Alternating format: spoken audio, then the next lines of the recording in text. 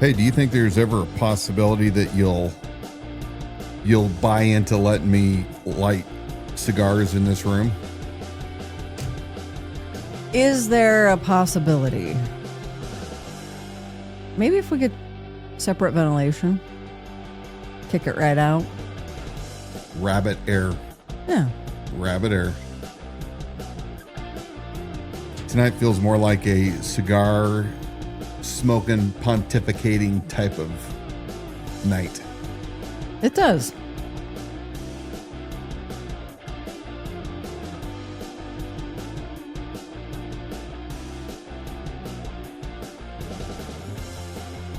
See, that's what happens when you hire illegals to build your studio. It falls apart. Instead of hiring quality craftsmen from right here in Idaho. You know somebody that can hook you up with that, right? I think our studio is falling apart. Quit using those We might illegals. have some facades that just topple over midstream. Mm-hmm. Don't mind us. No whiskey tonight.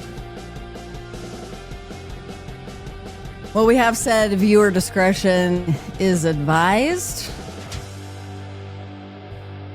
Those of you who've joined us here pre-intro, you can get busy and share this feed to your page or profile. I'm going to check my feeds right now. Check those feeds, see how it's going.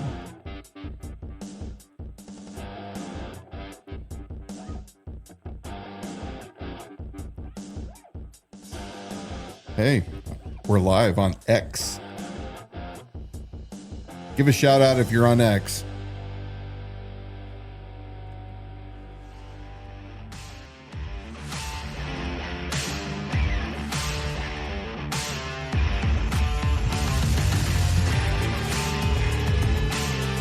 Hello.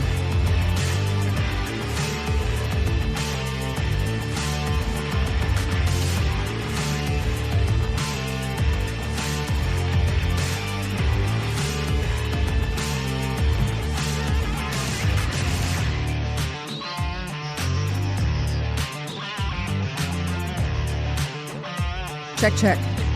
I feel like we have like a really choppy feed tonight. Check one. I'm feeling like it's going to be a little rough, you know? What do you think it is? I don't know. Huh. The video, the image actually looks choppy to me. Sadly.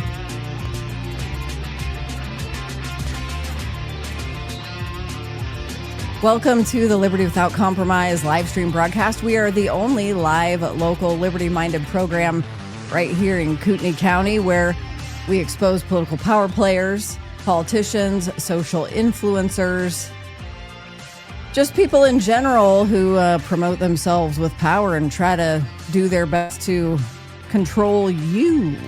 We're your hosts, Dan and Dawna Wilson. I'm here to screen your questions and comments. You can get involved right there in the comment section all throughout the program. You can always text or leave a voicemail at 208-366-4671. If you're watching live with us here tonight, another reminder, a second reminder to share this feed to your page or profile.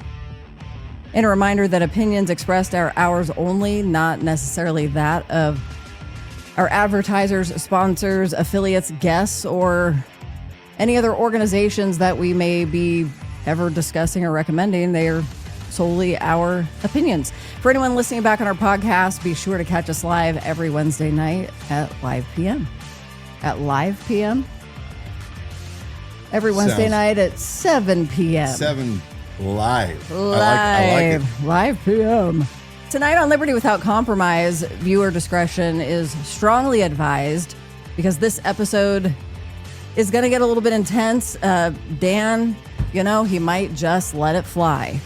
We're going to break down what's really happening in Kootenai County, starting with fallout from the Mitchell Event Center hearing. There may be a lot of you that say, I don't even know what that is. But what should have been a straightforward process turned into something very different. We've got video on that. We're going to show you why this became different than the norm and why it matters to you when we're talking about a possible overreach or misuse of power. Then we're going to head to Coeur d'Alene City Hall, where Mayor Dan Gookin loses control during a heated council meeting over the next police chief. Accusations are flying, tensions rise. We're going to ask the question, what's really driving this? I think Dan Gookin said, sorry, I exploded like an angry zit. And I quote. We're also going to revisit Pastor Tim Remington and a critical push to operate a youth recovery program without proper licensing. With what we already know about vulnerabilities inside that system, this raises serious concerns about oversight and accountability. We're going to walk through the newly released Watchman Ministry North Idaho voter guides, why their process matters, and then we're going to address the fallout after a candidate publicly accused us of spreading lies. Lies, it's all lies.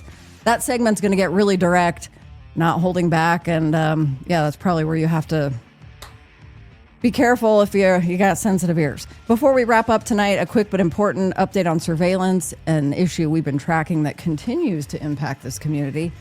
Now here's your host, Dan Wilson. How are you tonight? I'm doing good. Getting to sit across from you for 2 hours with the woman that I love more than anything, and with you guys out there that are part of our Liberty Without Compromise broadcast network. Thanks for joining us. Episode 69. Are you paying attention? Pay real close attention if you are looking for ways to go and do something. We're going to talk tonight about things that affect you right here in Coeur County. And if you truly believe in liberty without compromise, where you don't align with people that are ideologues, you align with the principles of the Constitution, the principles of your faith. Some do overlap, but there is a definite separation.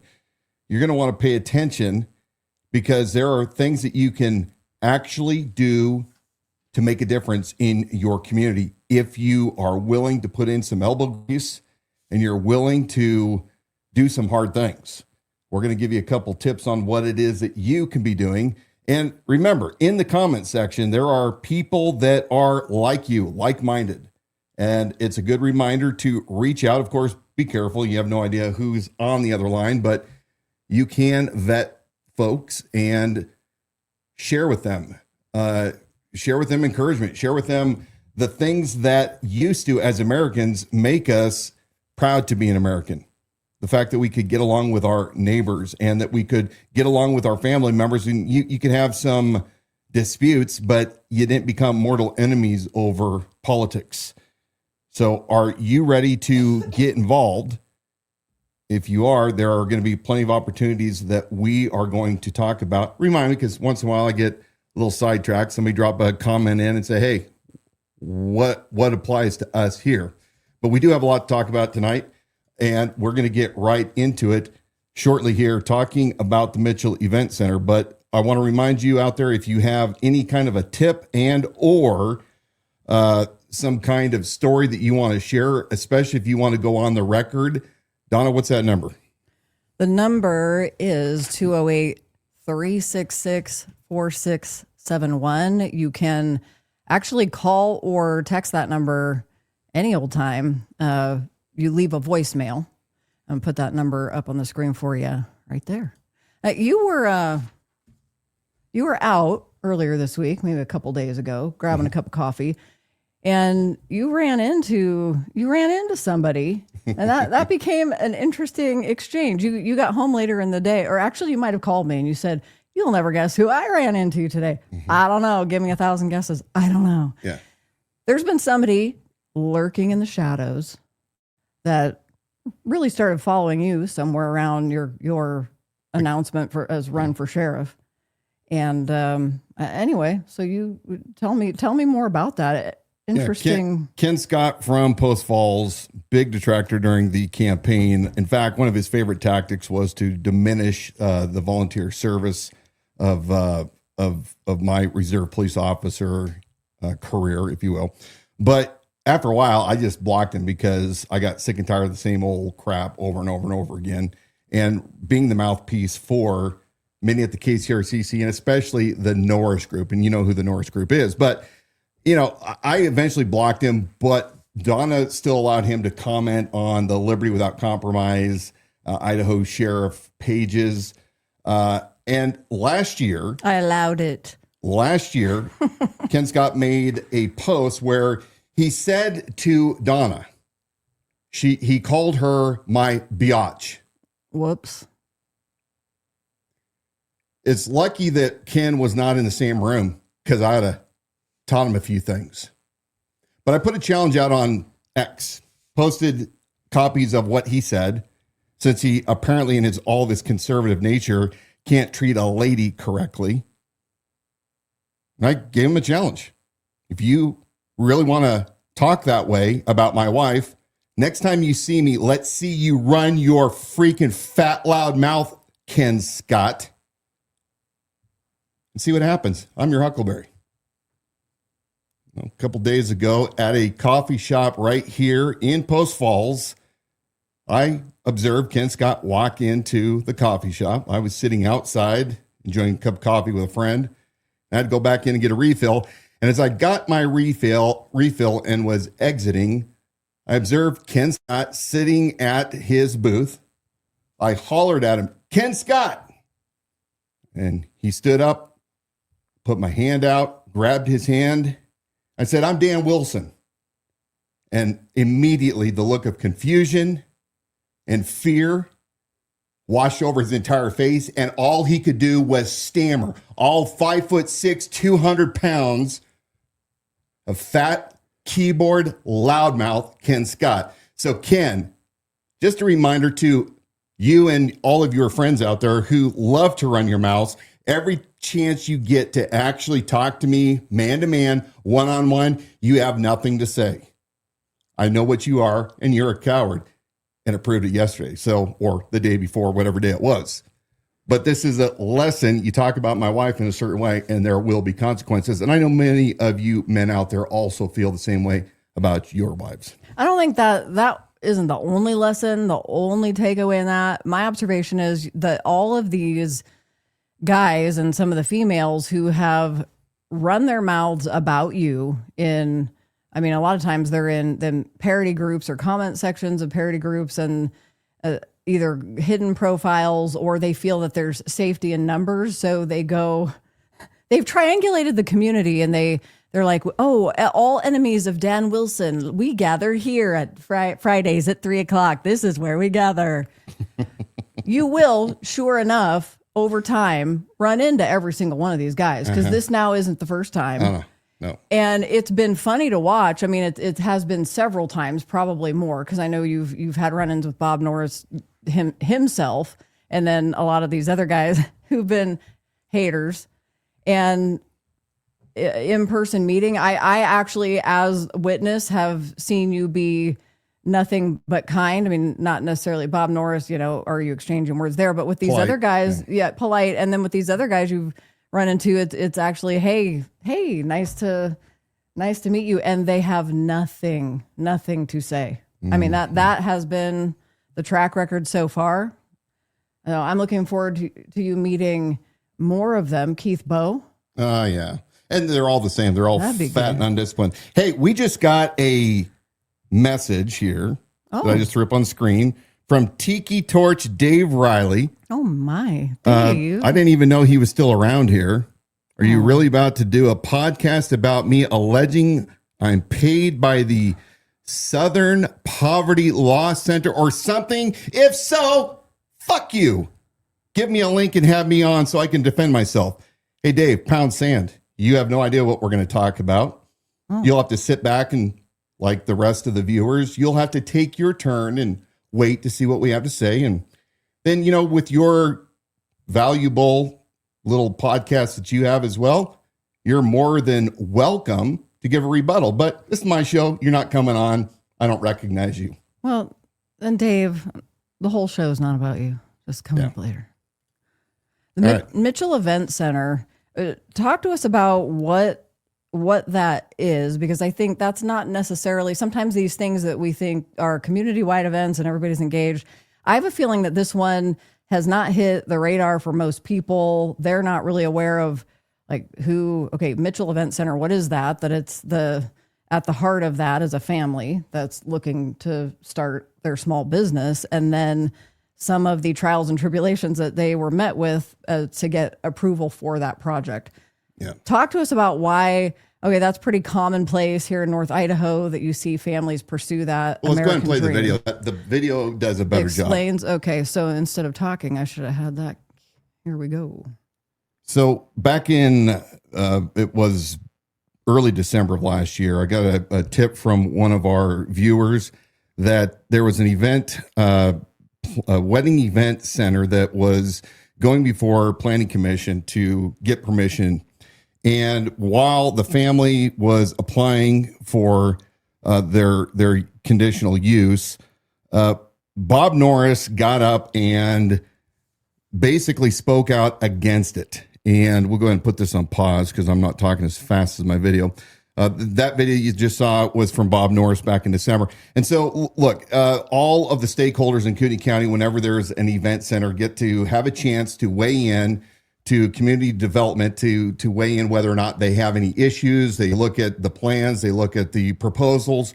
The family, the Mitchells, hired a professional firm to come in and provide all of their pre-planning and documentation and engineering. Came to this hearing in December only for Coeur County Sheriff's Office and in fact, the sheriff himself to get up to speak before the hearing to say that while they originally were okay with this center, all of a sudden they decided, no, we're not for the center. Bob Norris failed to disclose that his good friend and also an opponent of this, David Lou Cummings, a former federal agent, Homeland Security, was opposed to this project because it was about a half a mile from her house. Bob Norris is about a half a mile in a triangle. And this is all within where these folks live. And we just thought it was bizarre. So at the December hearing, a couple complaints were made by those that opposed. The Mitchell family went back with their consultants and they revised some of the plan. In fact, they went above and beyond what was being requested of them. And there was yet another hearing here just a week ago. In fact, it was a boring hearing. The majority of the time was taken up by the loudmouths that were opposed to this young homeschool family that's lived in Post Falls their entire life. The father and his brother have graduated from Post Falls High School. They own a small restaurant in Post Falls. They bought this land and they want to have a seasonal wedding event center. And they have put a lot of work and money into their plans to be able to live out their dream on their property. But who opposes it? Well, a lot of the same people that run around Bob Norris. In fact, we have Cynthia Blaylock, who is a Southern California attorney who represented the opposition. You'll see the easel lady up there right now. I mean, these people that were in opposition were really getting it. Michaels must have made a fortune that day in craft supplies. But here's Cynthia Blaylock, this arrogant Southern California attorney transplant that used to represent cops and unions down in California. She had a lot to say as she represented the opposition. This is the former Fed, David Lou Cummings, good friend of Bob Norris and Pastor Paul Vanoy. And they got up and spoke about what their opposition was. Again, how dare that this family put anything out that might actually bring them some joy and business for their family. Right now, you're looking at Mr. Foudy, who is with Planning and Development.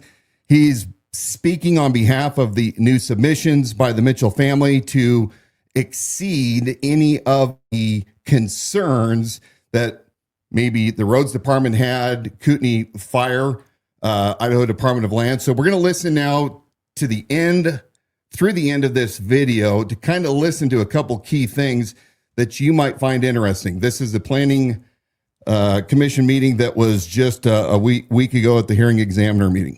Okay, we'll have to fill in the rest of it as far as their attempts to contact. Community Development reached out to the Sheriff's Office.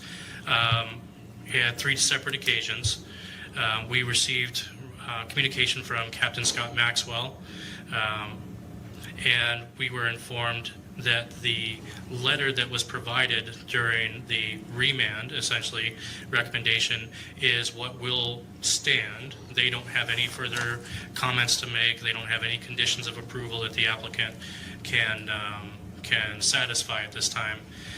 Their concern is that limited evacuation route and the strain on emergency services is going to place an undue burden on their agency. So that is all I have for you as far as that. The applicant could fill in on theirs. Okay, and I'm just going to bring up their letter real quick just for my reference.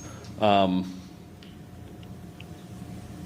again, yeah, the 2 points being, and I'm going to connect, well, I'll come back to this one. Their second point being, essentially, they say, and for the record, this is the December 12th letter to myself and to the CUNY County Development Department. Essentially says, additionally, should a fire incident occur at the site, the sustained presence over multiple days or a week would put a significant strain on the Sheriff's Office resources to provide public safety. I guess I don't have any further comment. I don't think they have a representative here tonight, do they? I don't think so. Okay. Okay, real quick. So this is the hearing commissioner, and he is acknowledging the fact that while the Mitchells and their consultants already put in yet another plan, if you will, that met and exceeded the original concerns, CUNY County Sheriff's Office refused to budge. In fact, their only comment was our letter, which they're referencing right now, from December 12th still stands. They're concerned about fire danger and evacuation. This is what the planner is, the hearing commissioner rather, is discussing, and this is what he's referencing. So I'm going to continue to play this here. I guess I'm not entirely sure what that's saying other than if there's a fire that puts strain on county resources, which I think essentially could apply to anything or any project. But perhaps with maybe to more of the substantive one about them being concerned about evacuation routes.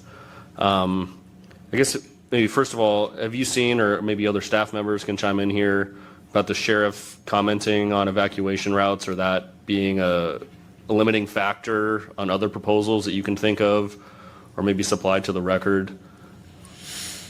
I don't have a qualitative, response to that. As I, this is something that I'm not sure if the department has seen before. I'm sure that maybe Ben Tarbutton, the planning manager, can speak to that. Yeah, Ben Tarbutton, planning manager, for the record. This comment from the sheriff's office is a new comment. We haven't seen this before, to my knowledge. It could exist out there, but again, typically the sheriff's department does not comment frequently on our projects. Okay. So you just heard it from the horse's mouth. The hearing commissioner says, I'm not sure why it is that the CUNY County Sheriff's Office is concerned about evacuation any more than any other entity out there, whether it is other venues or housing, I can't even think of the name, not HOAs, but developments. You have all sorts of people in the county that have to evacuate. And then you hear further in the planning, and the planning department representative says, this is really odd. The sheriff hardly ever comments in anything, and we don't really have any history of a sheriff doing what he's doing right now. It doesn't make sense. Well, I suggest to you why it doesn't make sense, and they're being nice, is because Norris does not. The sheriff of Kootenai County that claims that he stands for everyone's constitutional rights doesn't stand for the rights of those when they happen to be in his own backyard. And those of his friends, David Lou Cummings. Most of the people in this audience are there in opposition. Many of them, as you'll find out, did not even live anywhere near where this development is. Many of the people that you were seeing, and I'm going to be very clear about this, I have nothing against Californians up here at all. I've made this abundantly clear. Many of my closest friends are California transplants.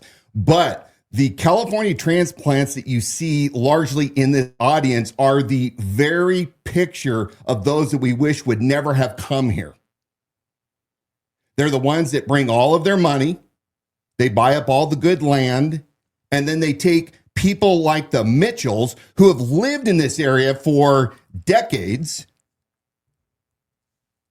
and immediately want to throw those people that have their roots here aside because they don't want other people to be able to have a business on their own property, even though every department, Idaho Department of Lands, Kootenai Fire and Rescue, Post Falls Roads Department, the Zoning Commission, everybody agrees that the Mitchells have met and exceeded what is required by law. But you see a sheriff in his official capacity through his office, and they've never articulated why. They've thrown some large hovering like generalizations, but they've never been able to produce any data, and they have never done this before. But this is what happens with the Bob Norris crowd. And by the way, the KCRCC proudly endorsed Bob Norris. When you hear Brent Reagan talk about he's for people that are fiscally and socially conservative and adhere to conservative Republican principles, that right there is another one of those, Brent, you're a liar.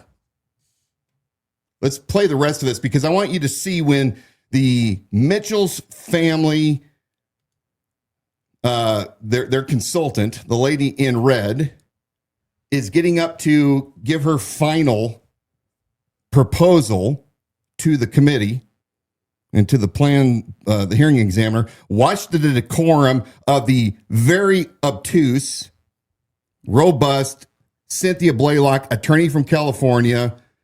Watch her decorum. There is one way in and one way out for one home, the Mitchells, and their venue. Bella Ridge residents, most who are in this room tonight, are 36 homes right across the street with one way in and one way out. It's not true. There's an emergency. I'm going to address the Fire Smart topic that came up tonight. Look at this. So, all right, we're done with this video. I may not have done as well articulating and setting everything up. We have numerous other previous episodes where we go into this in great detail, showing the satellite view of where Bob Norris's home is in comparison to David Lou Cummings, in comparison to the Mitchell family property. And let me tell you, this is the same attitude. Look at that freaking fat Californian, that better than everybody else Californian that came up here and throwing her weight around, literally throwing her weight around. She can't even have any common courtesy to not interrupt and disrupt the hearing that the Mitchells are paying for. This is one of Bob Norris's friends, and I have much more to say on Cynthia Blaylock because she and I tangled up quite a bit during the campaign when this woman from California thought she could come into Kootenai County and tell the people and tell me what I could and couldn't do as a former reserve. I just see these bullies, these same typical bullying tactics and the same players over and over and over again. And I don't know about you, but I've had enough. Now, here's where those of you out there can do something positive. Write a letter to Kootenai County Planning Department with the attention of the hearing examiner and the county commissioners. You can write to them as well, but write a letter of support for the Mitchell family and their wedding event center. That's something you can do right now today. You can send an email. You guys can go online. I should have probably provided a couple links. Help this family out. This family appear to be good, wholesome, God-fearing, patriotic Americans, the type that we supposedly like here in this county. Go and drop them a line of support to Mark Eberline, Leslie Duncan, Bruce Matari, although Bruce Matari is, of course, very close to Bob Norris and David Lou Cummings, so I don't think it's necessarily going to do anything, but the county commissioners ultimately get to vote whether this event center gets to take place. So that is the very first thing you can do to be proactive this week. In short, you had a family that was working to push that business model on their own private property forward. They were not met with any obstruction until it was smooth sailing at first. And then what it appears when you, like you say, look at the map from the top down, it's within, you can see the triangle of where Norris, Davalu Cummings, and then the Mitchell's property is. And you're like, oh, okay. And really the larger problem for this county is you have Bob Norris, who came in as the sheriff and then seemed to obstruct the approval of this by by commenting on it as the sheriff's department. So not coming in as a citizen of Kootenai County to speak on behalf of, hey, this is near my property and I don't want to hear wedding music at 9:15 at night at X number of days a week or on the weekends. He didn't come in as a citizen to do that. He used the power of his office to seem to obstruct, and something about the he was concerned he was about originally the Beatles. concerned about the Beatles, and then somebody that actually works for the state that specializes in the study and the management of these bark beetles said he's full of crap. Yeah.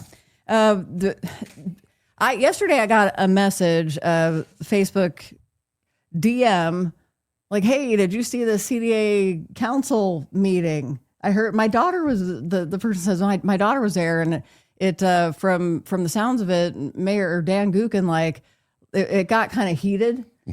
I was like, oh, well, check it out. Check it out. Give me the highlights. Yeah. Anyway, I did get a needle drop to it so I could get through part of it. Are you going to set us up as far as what the meeting was about? No, I'm going to let you do that. But because I got the needle drop and I got to it and I was like, okay, this is this is high quality. Well, one, Dan and I, you're old when you kick your feet up at night and you turn on like Board of County Commissioner meeting or Coeur d'Alene City Council meeting, and you're legitimately looking forward to it, and then secondly, legitimately entertained. Okay, maybe you're not looking forward to it. It's like a little strong there. I can't wait. You're old when. But okay, so Coeur d'Alene City Council meeting, it got a little heated. Like I am going to say this one thing, and it might steal your thunder, but I was like, I think Dan Gookin, bro, he's crying. So, okay, what the heck? What was this about? Chief Lee White resigned, turned in his resignation the end of last year, 2025, and so there has been an interim chief, which has been former Coeur d'Alene captain under Lee White, Dave Hagar. And Dave Hagar was in the running to be appointed as the new chief, but there were other candidates that were brought in from outside of the area. I've not really been following this one super close. Don't really have an opinion, but apparently last week there was a tie. It sounds like there was no consensus or decision on who the chief was going to be, whether it was going to be Captain Dave Hagar or whether it was going to be Yeager. I can't remember his first name. Yeager. Yeah. Ben Yeager? No. Something like that. We'll get it in a minute. Not that. All right. So apparently there was yet another move to get this under, get it done, get this deal done. And so what we're going to see is the fallout when, oh, by the way, Dave Riley, Tiki Torch, Dave Riley. He's probably getting bored. Give him an update. Just to show you how fair we are, we're going to show your arch nemesis, Dan Gookin. We're going to show him behaving badly. You're not the only one that's going to get the spotlight for bad behavior or childish behavior. So anyway, just enjoy this, revel in this. Let's go ahead and play this video of Dan Gookin having a meltdown. Opinion of the legal department of the city of Coeur d'Alene that a police chief cannot be appointed by the mayor, and such an appointment would be a violation of the city's own adopted policy, and also that the method of appointing a department head is not supported by state law. particularly Idaho Code Section 50-204. And so, here you have the crux of the matter. Here is what goes on in the city of Coeur d'Alene. You have an unelected city attorney who butts heads with the mayor. And that's this whole story with the police department and city attorneys. See, he didn't give me advice. He vetoed me. And he doesn't have that authority in statute. I have the authority by statute to make an appointment. He's using a resolution, a personnel rule, to tell me that I lack authority. He's not backing me up. And in fact, I have hired private counsel because I've lost his faith. I have no faith in the city attorney, not to advise me as the mayor. I believe he tilts the table. This is 10 years of documentation of city attorneys attacking our police chief. That's what happens in this city. And that's what this vote is really all about. It is about a power play in City Hall by unelected officials who want to overturn your choice. I am the mayor, and I have authority to make this appointment. And it is my opinion that the city attorney and others have poisoned this council and biased them against me and against the police chief. And I know this is pretty heavy duty, but I am tired of this shit. I'm tired of having a city attorney who doesn't tell me what the law is, who tells me his opinion that's biased, that he tilts the table, which is Mr. why Mayor, I I hired my told own you attorney. what the law says. I was giving you Please my don't interrupt opinion. me. Do not interrupt me. Ooh, Do not interrupt me. saucy. Do not accuse me of doing something unethical.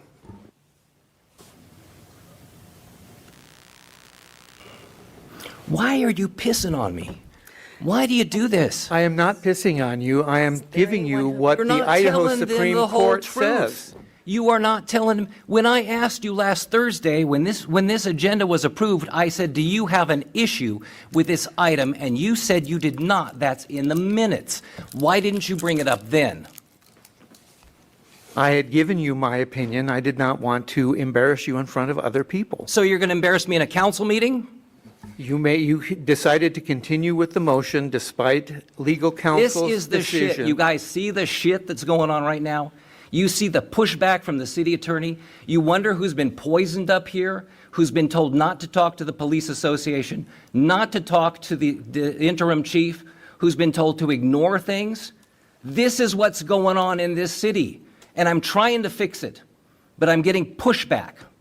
I have a legal right to make this appointment, and if you don't like it, you can sue me. Excuse me, Mr. Mayor. What? I respectfully ask that we return to some decorum and respect for one another. We're here to do business tonight. We have an audience full of community members and teammates, and I respectfully ask that we try to control ourselves and conduct business that's best for our citizens. Good luck. I am going to poll the council right now. Thank you. And I do admit that I get very passionate about things. I get really wound up, and I can get real excited, especially when I think I'm being abused. So I do have something in common with our current interim chief and our former chief when it comes to butting heads in City Hall, and you saw examples of that. Mr. Mayor, Yes, Christy. may I?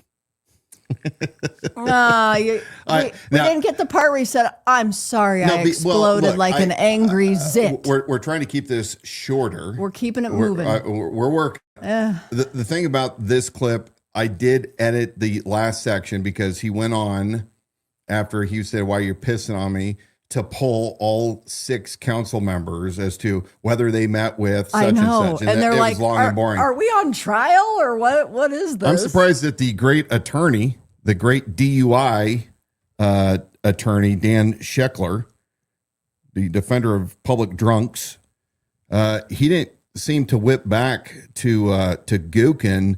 he kind of seemed to acquiesce to him a little bit. But anyway, here's the question. Why is Gookin so animated, so emotional about retaining Captain Dave Hagar? Yeah, well, that is a question I have. What I do know about Gookin's animation is he is from the theater, after all. He has a theater background. So I don't know. I honestly, look, I found what he had to say to be compelling. I mean, agree to disagree, but I mean, I was drawn in, and I'm like, okay, let's go. I thought it was a pretty good crash out, Willie, from watching us on YouTube. I agree with that.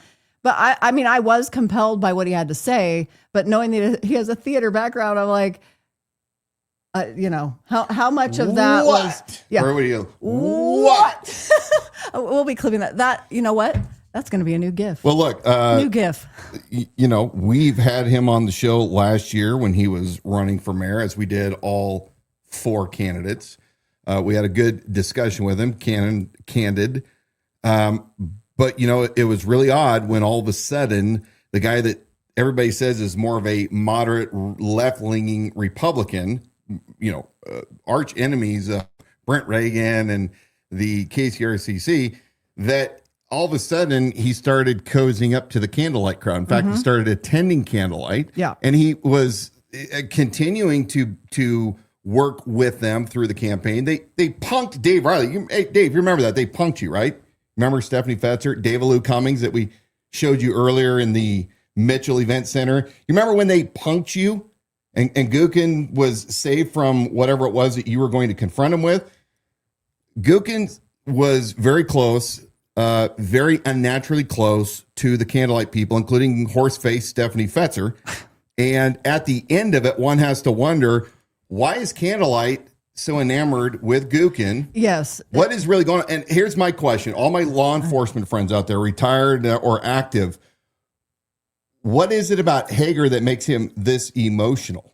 Yes. I mean, it could be, I don't know. Some of the things that kind of go through my mind is, were the rumors true all the years that White and Hagar were keeping lids on secrets in the town? And if Hagar is no longer there to keep the secrets, then maybe Yeager is going to find them? I don't know. Maybe it's as simple as he really believes that Hagar is a good dude. I don't know the guy personally, but this kind of a meltdown publicly should be very concerning to all of you out there in Coeur d'Alene where he is representing you. It's very bizarre. Yeah. And the thing, because I kind of intercepted when you were asking, why is he so emotional about and seeming to driving it home to get this guy in office. And so you have to ask the question why, but it's not even that he was making a compelling presentation. If you watch, and I encourage you, go to that YouTube video and watch that fully in context and end to end and full screen, you can see his, the quivering in his chin really seems to be on the verge of tears and physically shaking so bad that you can see the back of his chair that he's connected to shaking uncontrollably. And so that is my question, just as a regular gal, not knowing any of that behind the scenes, but making the connection to, okay, you got Dan Gookin, who's been cozying up with candlelight, as Dan mentioned, and then he's sitting in this here, and we're talking law enforcement, and then, of course, we've been exposing what we have over the last couple of years.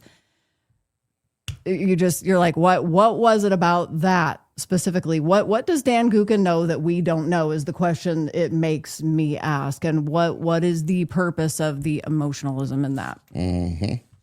And then from that, okay, we've mentioned candlelight. We have had the Altar Church, Tim Remington, John Padula have been names coming out our mouths, out your mouth, quite a lot lately.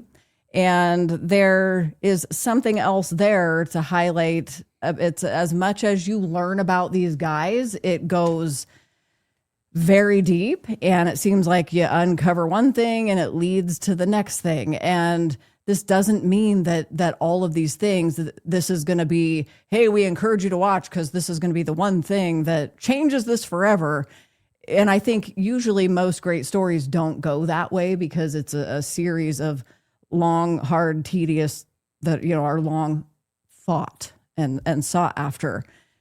So there is yet something else from the annals of history about Tim Remington, I think from around year 2020. Well, it ties in with the conversation we've had lately, which is who in the hell is monitoring what's going on at Samaritan Rehabilitation Ministries that is run out of Cataldo Lighthouse Ministries, aka the Altar Church, Tim Remington's business, and John Padula set apart. If you guys think for 1 second any of the altar crowd or any of the candlelight crowd or other mega churches that are equally doing bad things, that we're going to stop talking about it, we haven't even just begun. We have so much more. And to the point we played Tim and his admitting, allowing criminals and registered sex offenders into his church where men abused 11-year-old girls, 15-year-old girls, minors that lived in John Padula's home. This is a organization that does not really appear to be biblical in nature, but a religion business. And apparently, with all the activity that's going on, they're not being monitored very closely. I mean, here's a question. How can John Padula run a ministry of parolees inside his home while he has his family living there? Where is Idaho Department of Health and Welfare? Where are they when it comes to monitoring that his children are next to convicts or people that have serious addiction issues? Well, let me show you a little bit about what Tim Remington had in mind back in 2020. He was appointed to fill the position, I believe it was John Green, who went to prison over tax evasion. If I remember that correctly, somebody can correct me. I'm certain the Catholic Dave Riley, Tiki Dave, can correct the record since he came out of the woodwork tonight. So good to see you, Dave. Let's go ahead and pull up on the screen this Coeur d'Alene Press article from 2020.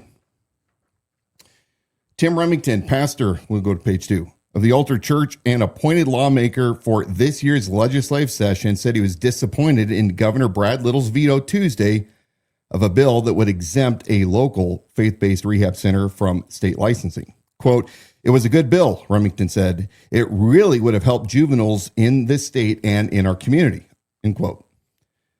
The bill, House Bill 340A, would have given the Good Samaritan Rehabilitation Center on Best Avenue in Coeur d'Alene an exemption from state licensing requirements. Had Little signed the bill, and the center would have been able to treat children 13 to 17 years old without the red tape the licensing process brings with it. In his veto letter, Litter said, that's fitting. Little said the bill did not address the safety of Idaho's children. Quote, "This legislation does not adequately ensure necessary protections for one of our most vulnerable populations," end quote. Little wrote, adolescents seeking treatment for substance use disorders. Little also stressed he was not comfortable implementing a pilot program that has no sunset period. "The governor did what the governor did, and I trust him," Remington said. "If he thinks we can live without the rehab facility, I'll have to live with that, but there's going to be more drugs, more alcohol, more suicides, and the only answer the government is willing to give us is, don't let the churches or the communities take care of it. The government wants you to be licensed by the state." The program called for a temporary alcohol drug abuse treatment facility as part of a pilot program that would have specialized in treatment for children with primary alcohol or drug abuse problems. Each child would have spent no more than 4 months in treatment, including continued care, an outdoor program, and a day school. Remington was appointed to fill John Green's, here it is, was appointed to fill John Green's seat after the Rathdrum lawmaker was convicted in federal court of conspiracy to defraud the government. Little appointed Remington to fill the seat from a list of names given to the governor's office from the Kootenai County Republican Central Committee. Listen to this, folks. The Good Samaritan Rehabilitation Center originally treated children until the state learned the facility wasn't licensed to treat them, forcing Remington to close Good Samaritan to teens in 2012. Oh, okay.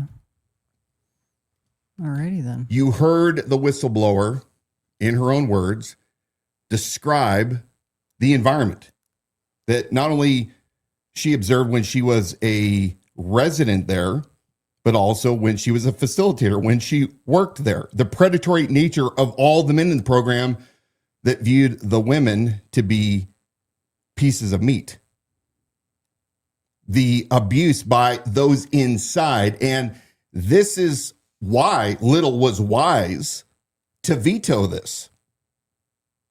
How much more would Tim Remington be making each year if he could get his grubby little hands on the youth without any kind of regulation? Because after all, how dare the government come in and regulate us? Oh, but you have no issue separating yourself and saying, we operate by our own, we're not paying taxes, but yet you want to use government money and other sources that come along with all these people to do your treatments.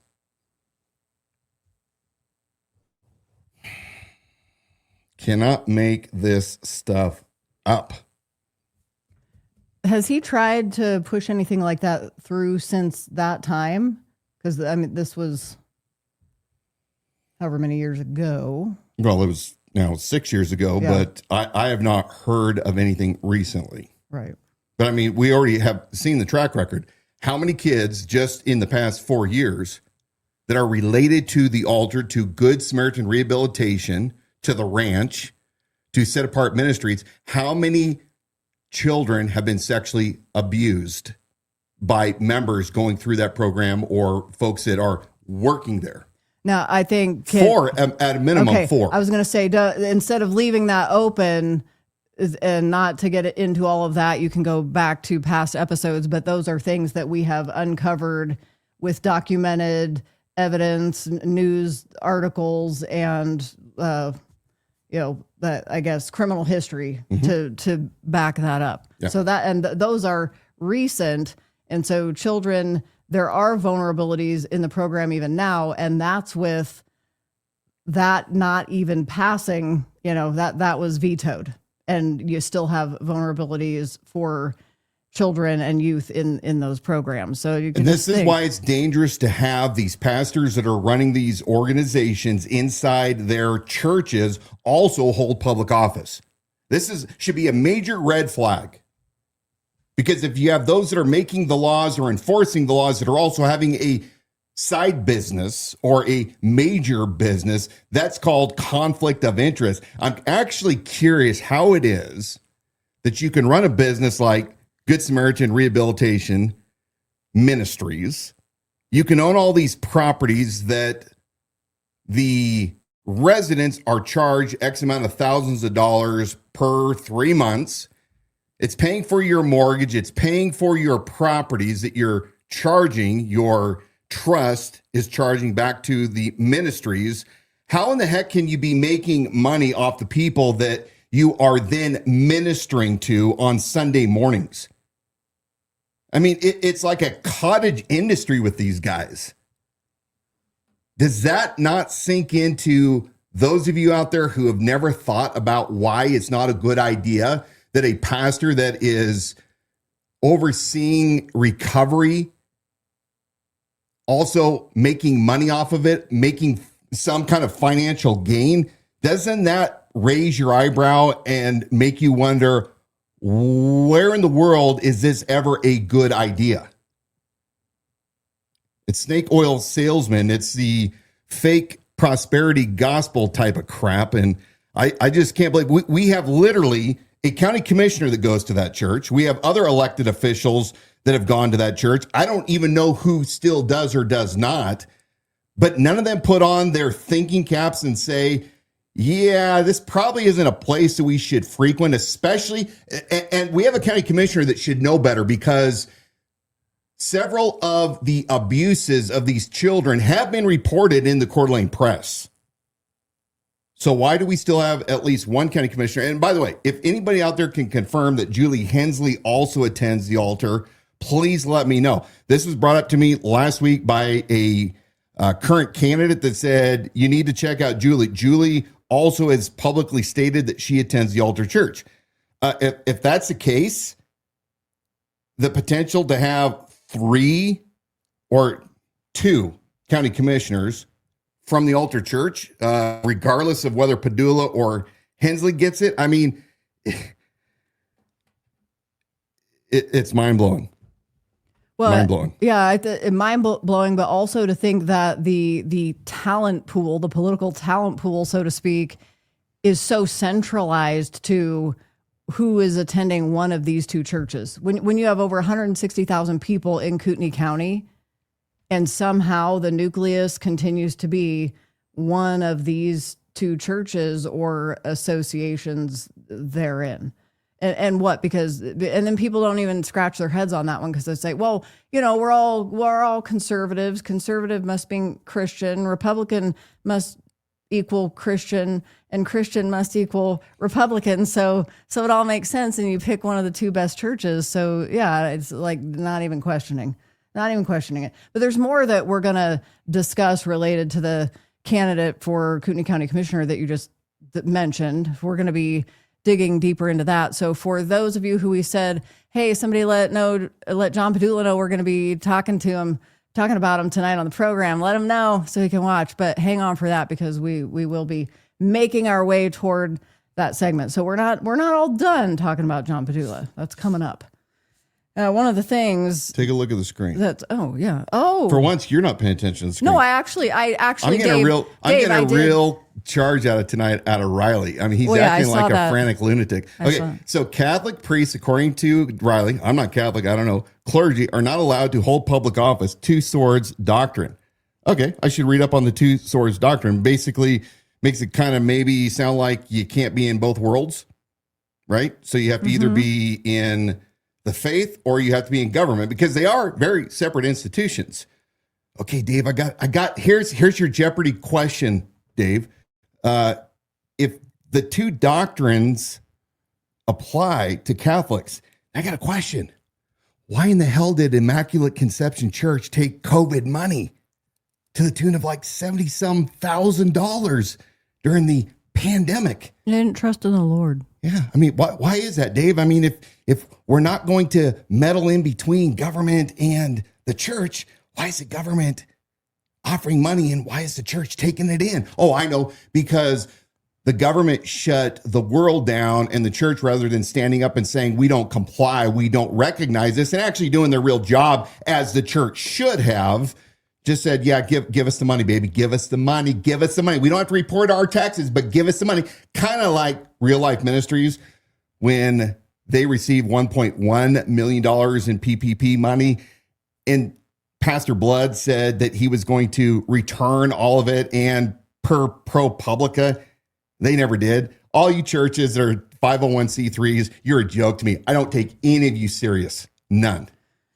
There's a comment from Willie watching us on YouTube tonight. I'm gonna bring this up because we're gonna move past this and we're gonna be talking about John Padula running for commissioner a little bit later in the program. He was dropping some comments online today that we're gonna respond to. But Willie Everlearn on YouTube says what he's referring to is Pastor Tim Remington from the altar who runs a recovery program. Willie's opinion is you can pay him to save you from prison. Mm-hmm. No, again, views expressed are not necessarily ours, but thank you to that listener for contributing because I do know that we have had lots of reports and testimonies from many who have been through this program. And so despite the many that you may feel that you've seen who have had positive experiences and vouched for it, there's that many or more who are giving us insider tips. So it's just a matter of time before the truth comes out. The evidence is there enough in a concrete fashion where somebody's got it on tape or in writing, and it really is. Well, how just about a matter one of yesterday time. that was able to give us the timeline? Yes. Including the property they were working at when, well, something tragic occurred. Yeah. Yeah. And we have actually within 2 or 3 days, we got that same story from a couple different sources. Yep. So to kind of point you in the right direction. The Watchman Ministry, North Idaho, dropped their, through much work and effort that they put into this, dropped their 2026 voter guide, I believe, yesterday. So that is just now circulating. And I'd like to talk about why, you've got KCRCC who puts out their things that look like a voter card and it's with the bubbles filled in and telling you like, just put this in your hand, go to the polls and go down the list and fill in the bubble. That has been an option for conservative voters in Kootenai County for forever, for a very, very long time. Don't even say conservative, people that call themselves a Republican. I'm speaking in generalizations here because, we could go off on a whole tangent on that one. What do you see as what the Watchman Ministry, North Idaho, what it is, this resource that they are providing to Kootenai County voters, or actually even in some of the other North Idaho, in this region, sorry. Why is what they are doing different? Well, I think that what I appreciate, because I went through the system, their process back when I was a candidate. That's right. Had never met Dan or Elsa prior to that, Daniel or Elsa Owsley prior to that. And I know their integrity is like way up here. For example, I was filling out so many surveys that when I sent in my draft, I sent in what I thought was my final, and I had a huge section that I had not completed. It was actually, if you looked at it, it looked incomplete, like a complete moron that I was for not checking. And I emailed him once I saw it hit online, and I said, hey, I'm real sorry. I screwed this up. I didn't finish this. Can I go back in and give you the rest of my answer? And the response was more or less, no, sorry, we can't, because to maintain our integrity, we don't make any allowances. And I fully respected that. And then I felt even dumber for having asked that in the first place. But the reality of it is that they have thoughtfully gone through questions about each of the elected positions and their philosophies and their beliefs and what their goals are in the various positions. And they don't actually come out and say, vote for John Padula, Brent Reagan, Bjorn Handine. They don't say any of that. They ask the questions and they lay the answers side by side if it is a contested race, so that people can make up their own mind as to whether or not they like what the candidate says or does not say. I find them to be valuable. What's very interesting about this time around, and you guys out there, this is the next thing that you can be doing. We're going to show this link up here. We've got this QR code. It's showing on our screen. 2 weeks ago, the QR codes were showing up, but when we later watched back, we realized that it didn't look like it did on our screen. So if you guys can't scan this, let us know. Go to this voter guide and then start sending it to everyone you know in North Idaho. Send it far and wide, post it on your social media accounts. Let people go through and read the comments.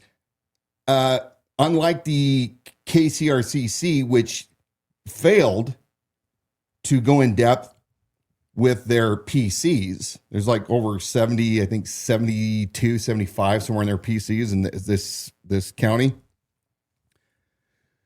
Watchman is the only one that did this so that if you are in your precinct, you can see for yourself what your local PC candidate has to say. And I want to talk about the magnitude of this. The magnitude is that the KCRCC has a ton of volunteers. They have a machine and they have budgets. Dan and Elsa are just two.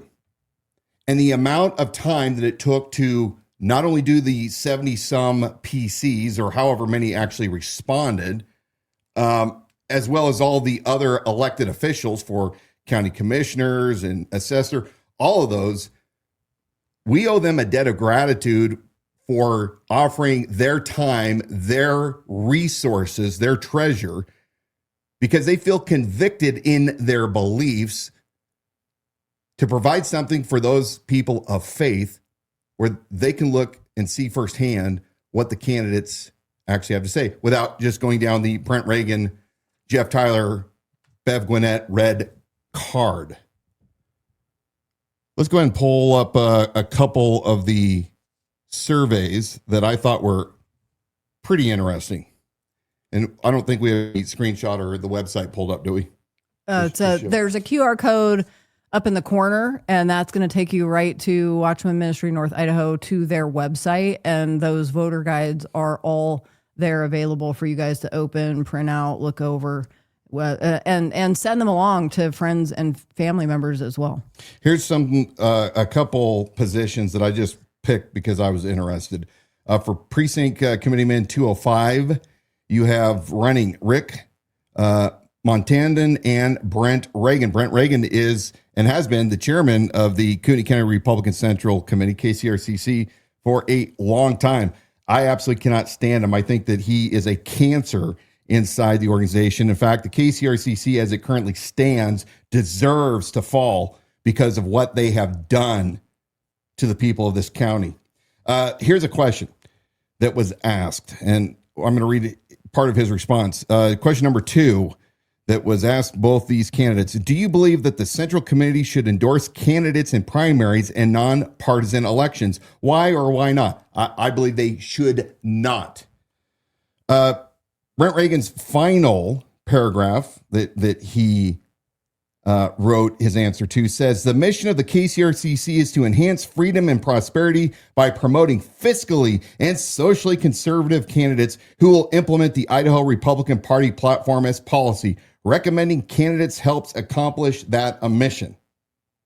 Well, no, because we have proven many times over, Brent, that you guys slant it to those that will do your bidding, your committee's bidding. And in fact, I find it hilarious that you say you want to promote socially and fiscally conservative candidates. Well, what's your excuse, Mr. Chairman, Mr. Trust Fund Baby, Mr. Mensa, when you took $70,000+ plus it was forgiven of PPP money during COVID while you were manufacturing COVID ventilator parts and up and running, undoubtedly making money hand over fist, but you're a social conservative guy, right? Kind of like Riley running your mouth. It's free money. You guys are such freaking lying hypocrites. It is astounding to me.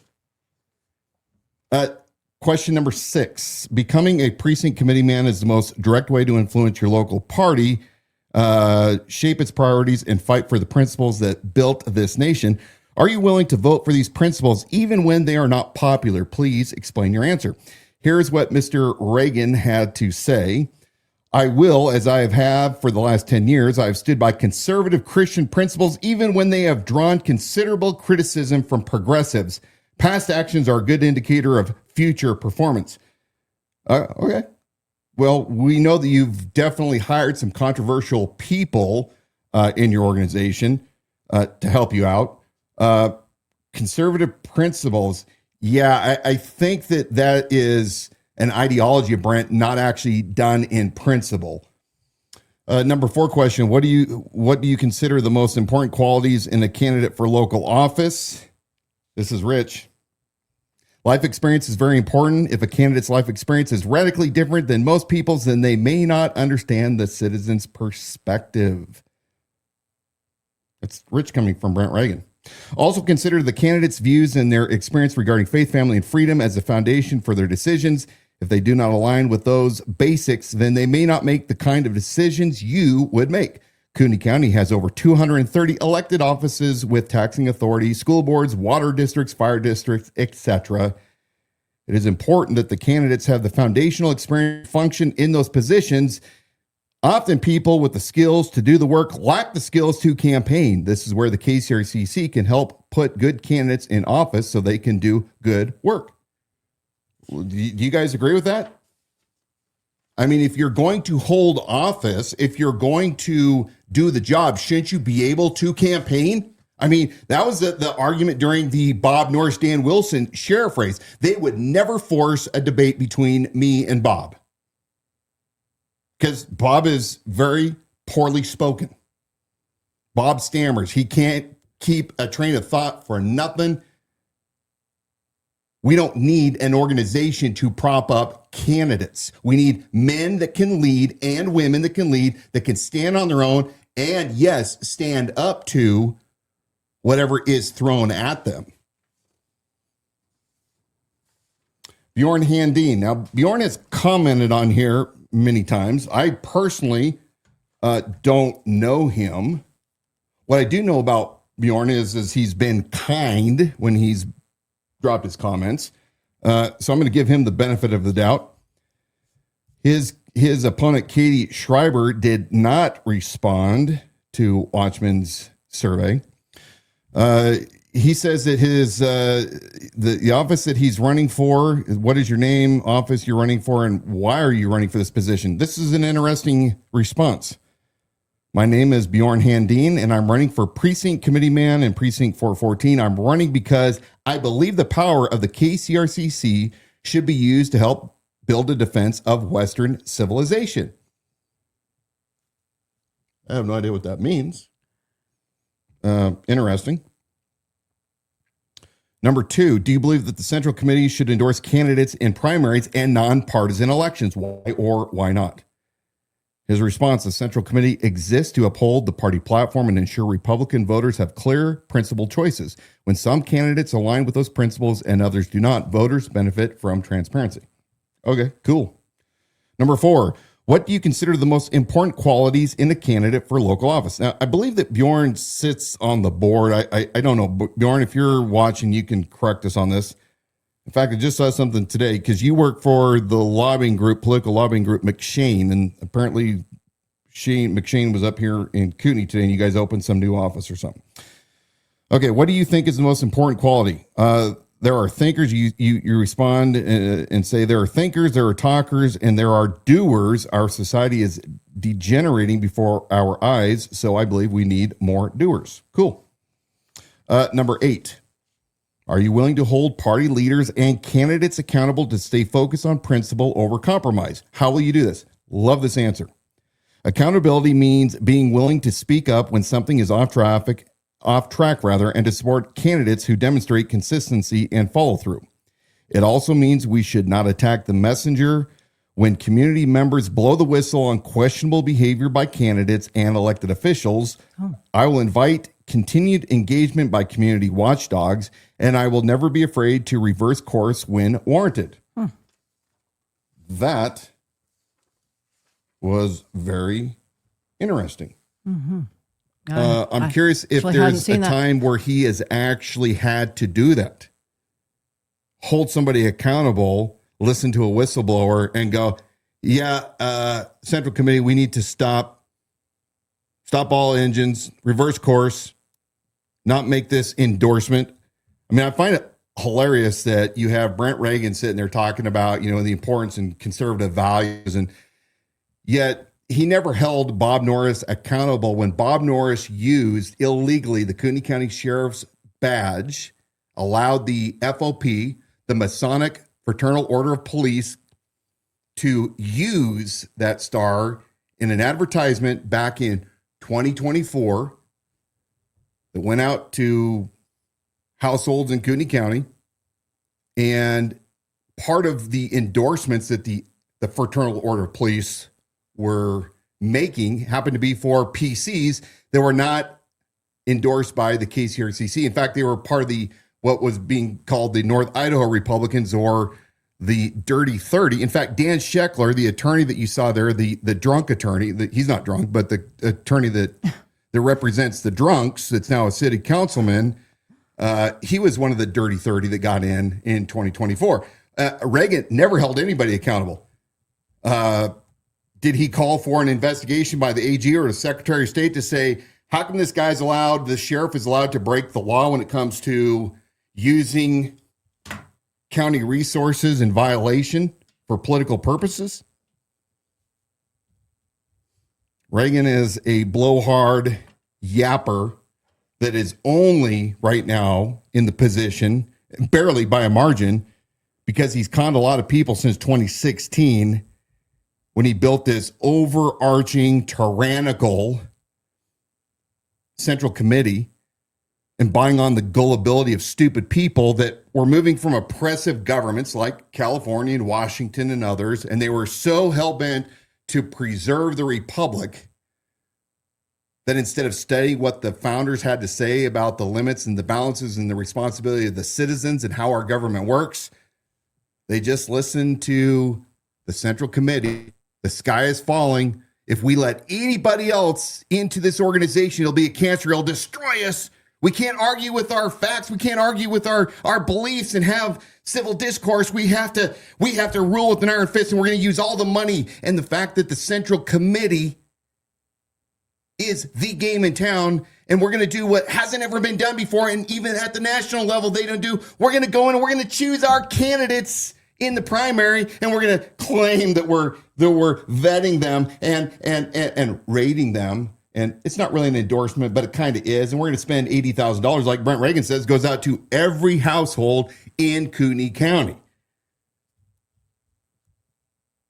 And you're watching the North Idaho Republicans that have been marginalized because somebody claims they're rhinos. I don't know. I take people individually one by one to figure out what they are, who they are. And there is no test inside the Constitution for what a true conservative is versus what isn't a true conservative.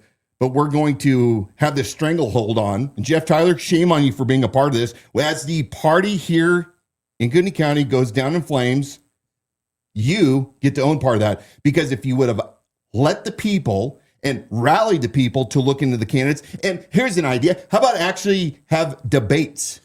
Okay, because I've been waiting. I've been waiting to chime in. That this is my concern, because while I very much value this resource put out by Watchman Ministries, I was trying so hard with everything else going on today to get through when I finally opened those documents. Okay, these precinct races where there's over 70 of them, and they really fly under the radar for a lot of people because it's a more powerful position than what most people realize. So it's important to understand who is running for that seat in the precinct that you're in or where you'll be voting. Here's my concern. I noticed with one of the candidates, I don't even know if I don't even know about the name. I could 100% tell that she used Chat GPT to fill in the blanks. Oh, fascinating. 100% tell. There are tells. I think there are things you can do to use chat for benchmarks and then write around it, and it would kind of be undetectable. But in this case, there were too many earmarks, and it was blatantly obvious. My concern is, and it's going along with what you're saying and back to, because you transitioned into live debate. Yeah. And I just think this is something that has been squelched nationwide. And then especially now with the advent of this AI tech and chat, these fill in the blank and their biased answers, you can tell it who your competition is, tell it about your county. It's going to aggregate information to say straight across the board without you doing any work. Put together the most slick and flowery answer to this question that's going to appeal to the most people that are on records through like stats and analytics, and it's going to fill in the blank. And then, and the reason I'm not naming names is because that it actually is. Why not name it? Well, this was okay. So Aaron Barnard is running for one of the precincts. Oh, Aaron! And it was see this? Aaron. See this face? This is from gluten. Yeah. See, I don't have that here, but so the concern is when we know there are people who are running for some of these positions who we've spent much time exposing, and their vile nature and the lengths that they will go to reach an end. Yeah. And you read the answer side by side, and when I read it, When I read what Stephanie Fetzer said, I'm like, yes, well written, Stephanie. You make an awesome I point. don't disagree. Yeah. But that is where we are. And you so can just hear now. devoid. You agreed with me, and I didn't yeah. use ChatGPT. No, I didn't see signs of that. In Maybe Riley Stephanie's- should go put his resources into dogging actual problem makers in the community, And there like are Aaron and Stephanie. Yeah.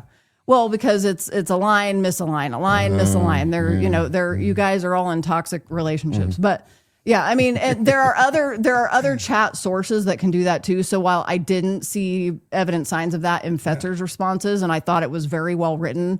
And what I actually truly believe that Stephanie Fetzer is organically a good writer. I've watched her do it. I have watched that and watched her track record for that before these resources were necessarily Can available. demon-possessed people be naturally inspired? Just a question. Well, inspired by what? I didn't say inspired by what. I said, naturally a good writer. But yeah, so Aaron Barnard, I would say 99.9% use ChatGPT to What fill in the precinct blank. number is she? Do you remember? I don't. I actually don't. One of you guys could look it up. Here's and something. Another thing put that it you in the can do is you can go in, read, even if you're on that precinct, read anything that you think is suspect, and then call people out. Ask the question. And I guess that's just my word of caution too, that do whatever other cross-checking that you can. I've put up in our story, have you Googled Stephanie Fetzer lately? Yeah. So I have. Don't, I have Googled yes, her. don't I just got a virus when I did it. malware detected. Don't just go to one resource. Don't just listen to us. Go see what KCRT is putting out. Go look at what Watchman Ministries has produced and read the answers to those questions. And straight Google people and see what you can find. And I know a lot of us will say, I don't have the time to do it. But I'm telling you right now, you're putting yourself in a very dangerous position, because if you just go by what you're reading on paper, people can say anything. They know what they're running for office. They know what you want to hear. They know how to fill in the blank. So it's a sad day, but it is. That's the nature of where we are. So we are not affiliated with Watchman Ministries. I think you gave a very good statement toward why we know who Daniel and Elsa Owsley are, and what it is that they're doing in contribution to the community to put these voter guides out. But they're in no way aligned or affiliated with us. But we have, because we see this as a valuable resource, shared it to our platforms to say, here is Watchman Ministries Voter Guide 2026 that just came out. Here are the links. Go check it out. Well, when we did that today. Well, hold on. I actually brought on the slide. Oh, please do. I wasn't finished with the slide because this was going to set you up. Let's go. All right. Let's go. So my PDF document? Yeah. Okay.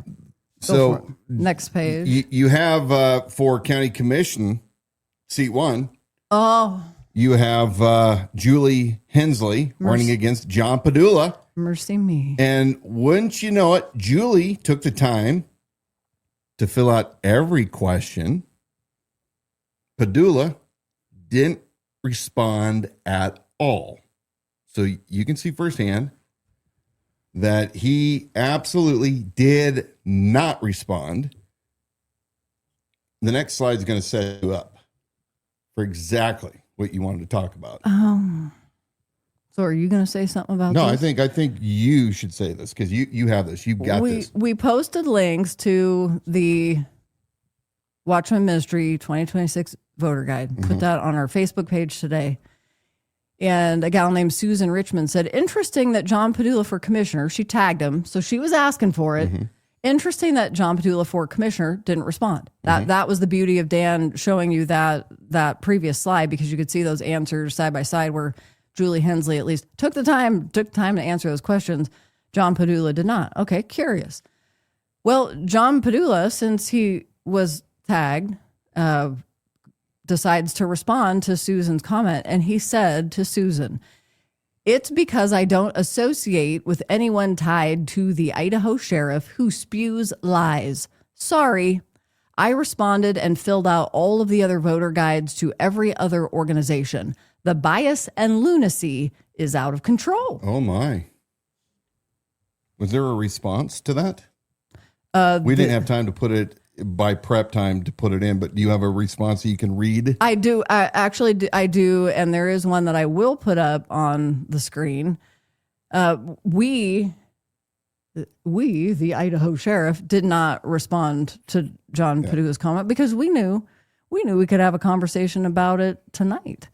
But because what John Padula had to say affected Watchman Ministry North Idaho and was reflecting poorly, and they were, Padula was casting this net that because of the association that they have with the Idaho sheriff, that this is problematic. And so the crew over at Watchman Ministry thought, it makes sense for us to be able to respond to this. That would be fair. And now I'm doing all kinds of crazy things. While you're looking for it, we are going to address John's allegations of lies, and we're going to throw him on his ass again and give him a little tune-up so that we can jog his memory. Good point. Stick around because this doesn't end here. Right now I'm reading, we're going to read together Watchman Ministry's response to John Padula for having left that comment, but we're going to continue forward in this segment because I know that both Dan and I have specific responses for John based on what he had to say about our supposed lies. Watchman Ministry North Idaho responds to John Padula for commissioner, and they say, "This response is childish and very revealing about your character. How can the citizens of Kootenai County trust that you will represent all of them when you have publicly stated that you don't associate with anyone you don't like or who has called you to task? As a county commissioner, you must represent all of the citizens of Kootenai County. Anytime you take a leadership role, you will be criticized by some people. This is the reality that anyone who wants to be a leader faces. It isn't enjoyable, but being a leader, especially being a leader of a county of over 160,000 people, means that criticism will occur. Throwing a temper tantrum when someone says or does things that you don't like does not display the qualities of a leader. It displays the qualities of an out-of-control teenager. Furthermore, your statement is very clear that you would abuse your power and status to disenfranchise anyone that does not agree with you. This is a dangerous mentality. It's precisely what we do not need in Kootenai County or anywhere else. We take offense at your suggestion that you will dictate whom we will associate with. That is not mature Christianity. That is not characteristics of a pastor. That is not what a leader demands of anyone." It goes on to say, "By your own words, you have proven that you cannot be trusted with such an important position or any other elected position. Clearly, you would abuse it. For the record, the Wilsons and us are not always on the same page on everything, but we respect each other's ideas, opinions, and views. That is what civil dialogue is supposed to look like. I'm saddened to see what a poor example of Christian conduct you have displayed here, and we consider your comments as a personal attack. We have respected you and allowed your views to be your own without any public scrutiny, yet you have very publicly attempted to discredit us because we might be associated in some way to the Wilsons. Again, how ridiculously childish." Well stated. And John should know this. When you run for office, and I recall, because it wasn't that long ago, my first and only time, just to continually remind you, I'm never running for office again.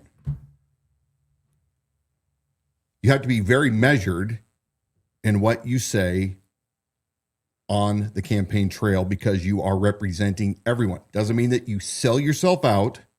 I mean, I met with the Democrats and I told them right from the very beginning, I am not going to change my worldview. They are here. This is who I am, but here are the things that we do align on, like the Bill of Rights, equal protection under the law. You can't go around like John's doing and making these accusations. And they're exactly right. You're going to get criticism from all sorts. And when you're in that position, you take it. You respond appropriately. You can be direct You can be firm. You don't have to be a doormat. That's not what she's saying. But you just made a bunch of allegations there, John, or statements rather, about the untruthfulness, the spewing of the lies. Well, I have a question for you, John. You've never one time yet come out and shown us what any of these lies are.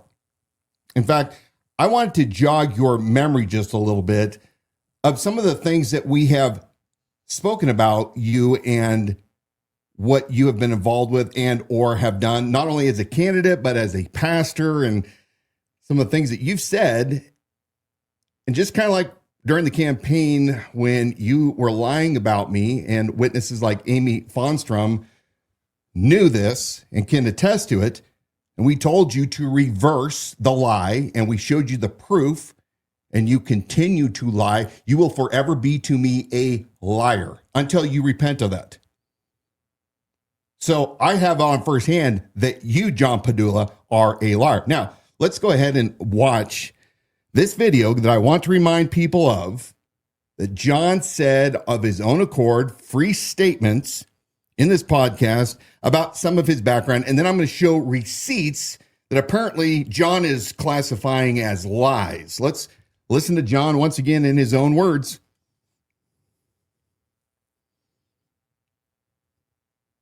I got into gangs, started selling speed and crystal, glass, ice, all of that type of stuff they had down there. I ended up on meth for 17 years from the age 13 to 30. I'd used methamphetamines and pretty much everything else, but that was kind of the main thing that I used. Got into dealing heavy. Some of my friends were cooking meth, and I started cooking meth with some of them. I was always getting arrested, always in trouble. I had no care for women. God radically changed my life, and not progressively in the blink of an eye. I was a different person. The rage, the violence, the anger, the foul mouth, the pornography. I was bound by pornography for 21 years. Not to be graphic, but I would, be sexual with women, sometimes multiple women at once. And when I would leave, I would still be driving in my car looking at DVD players with pornography playing in my car plugged into my cigarette lighter. Wow. I mean, just bound by sexual perversion, and for 21 years. It's floored at what God can do in a person's life. It's amazing. I couldn't have kids. I've been with almost 1,000 women, not safe. When I was in prison for 6 years, I had some pain in my region. Yes. So, Padula, you're the one that talks about your criminal history before Christ. You're the one that was the drug manufacturer, the 17-year drug user, the deliverer. You abused women, whatever that means. You have slept with almost 1,000 women, couldn't have kids. That's just some of what you have said about yourself, and you're running for public office, and somehow you think, well, that none of these topics are legitimate questions right now as to why it is a detriment to the taxpayers and the citizens of Coeur County to have somebody that was involved with as much criminal activity by your own admission and abuse of women for that long to be a representative here. You got to have a much cleaner background, man. It's kind of like law enforcement.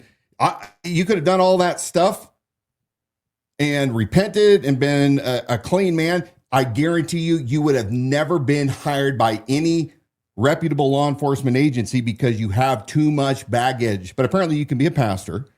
Apparently you can run for office, and your psychopath supporters will continue to vouch for you because I've been saved. I'm redeemed. Let's pull up this next slide here.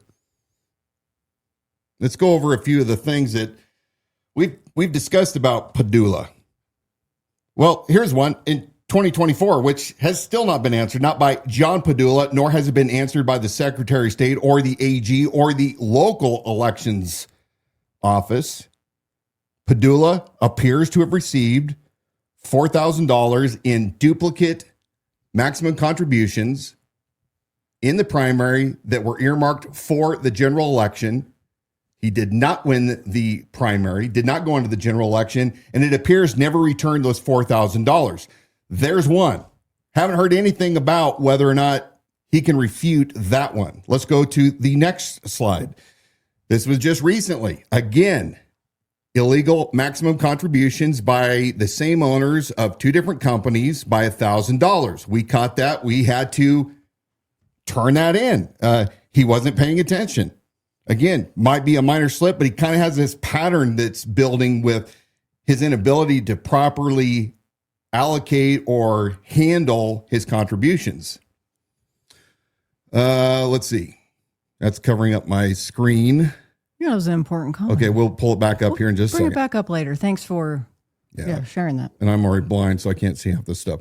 And then you have the Fraternal Order of Police, the Masonic Police Union, right here at the Coeur County Sheriff's Office, that just years ago talked to the public about how bad Padula was, how dangerous he was, his criminal history, his multiple arrests, why he was a danger to the community. And then without any warning, 2 years later, they go back and without any retractions, without any explanation, the guy right here that you're seeing on screen, they said, too dangerous to trust. Convicted felon arrested 32 times. Former fugitive, 7th grade dropout. Flush with home builder donations. Happens to go to church with Leslie Duncan. Also a vote no on that list. Oh, gave Dave a what little have snippet. you done? So let me be more bold to Padula. Where have I lied, Padula? What are the things that I have shown up on the screen that you have yet to put into writing to refute? What I do know is that while you were part of the ministry at the altar, whether it is any of the different organizations, Good Samaritan, Set Apart, your own ministry, whatever, where my understanding is guys that are waiting to get into the ranch come to your place. Tell me this.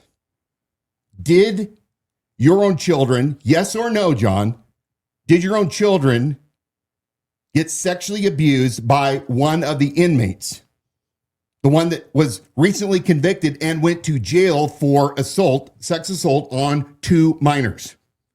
Was that man inside your home or part of your organization, meaning part of your ministry as one of the residents?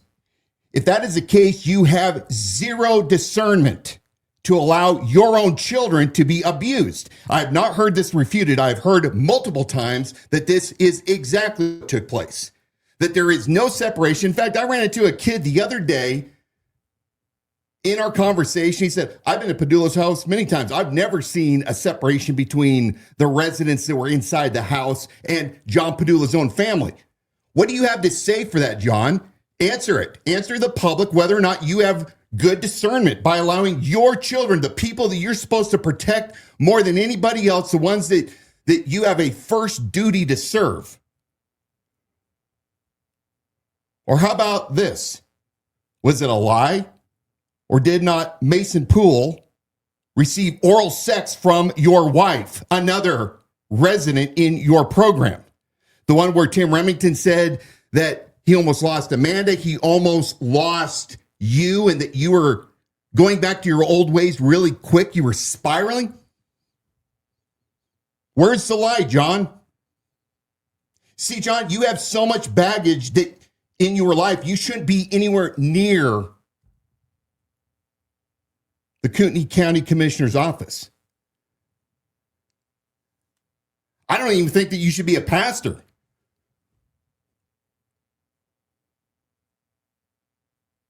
And we're receiving daily reports of guys naming the dates and times with the things that you were doing in your aggressive behavior in the very beginning when you were a pastor.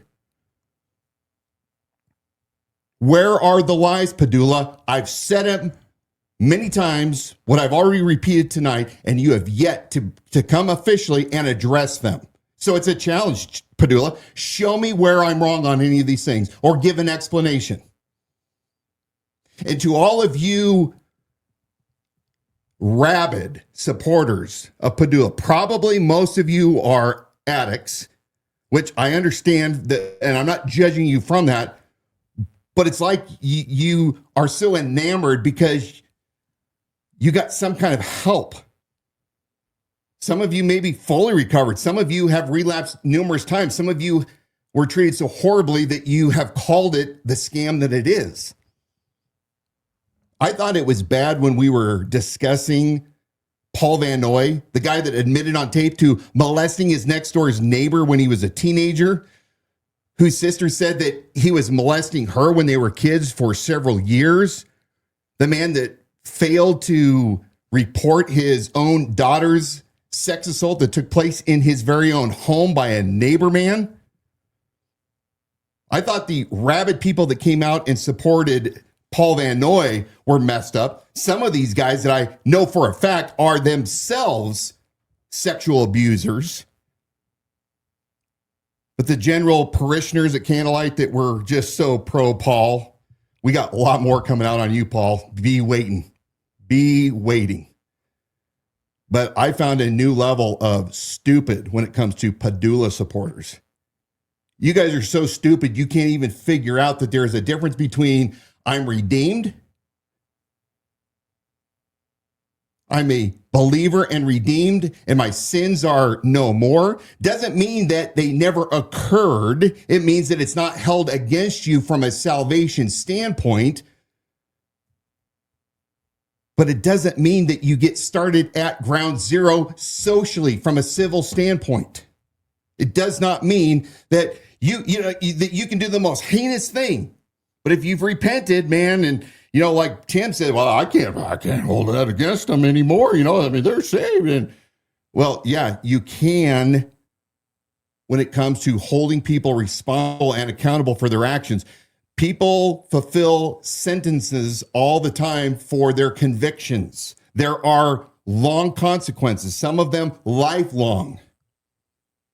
But your arguments are beyond the most stupid that I have ever seen. We got one today. What was that one that occurred right before? I think it was below Elsa's comment. Yeah, there was an argument about it's trash. We posted the Watchman Ministry voter guide, and the comment from a Padula supporter was that this was lies and trash. And so the exchange that then had to ensue to explain this is a voter guide that's been published, and Padula got in the comment section and himself admitted that he chose not to answer the questions from that questionnaire. What part of this is lies and trash? Mm-hmm. So they've just been robotically programmed, like repeat after me, and the brain cells are, just not coming together. I do have something I want to add to this, but I don't want to Nope, I'm interrupt. done right. But bottom line is, Padula, put up or shut up. Put up or shut up. Show me where any of these claims, these things that I brought receipts for and heard firsthand witnesses that talked about Mason. In fact, do we have those videos of Mason? I want to show real quick before you get into yours. I want to show you Mason Poole that was with John Padula's wife, as has been stated by now multiple people. Let's go ahead and play it. My name's Mason. I'm just looking for somebody to talk to. Hit me up. You could always end up with guys like this.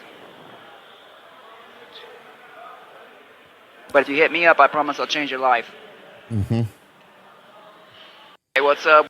This was posted just fairly recently, and I'll conclude before I turn this back over to you, because I can't wait to hear what you have to say, is I checked on his DOC status, and it appears that he right now is considered to be a fugitive.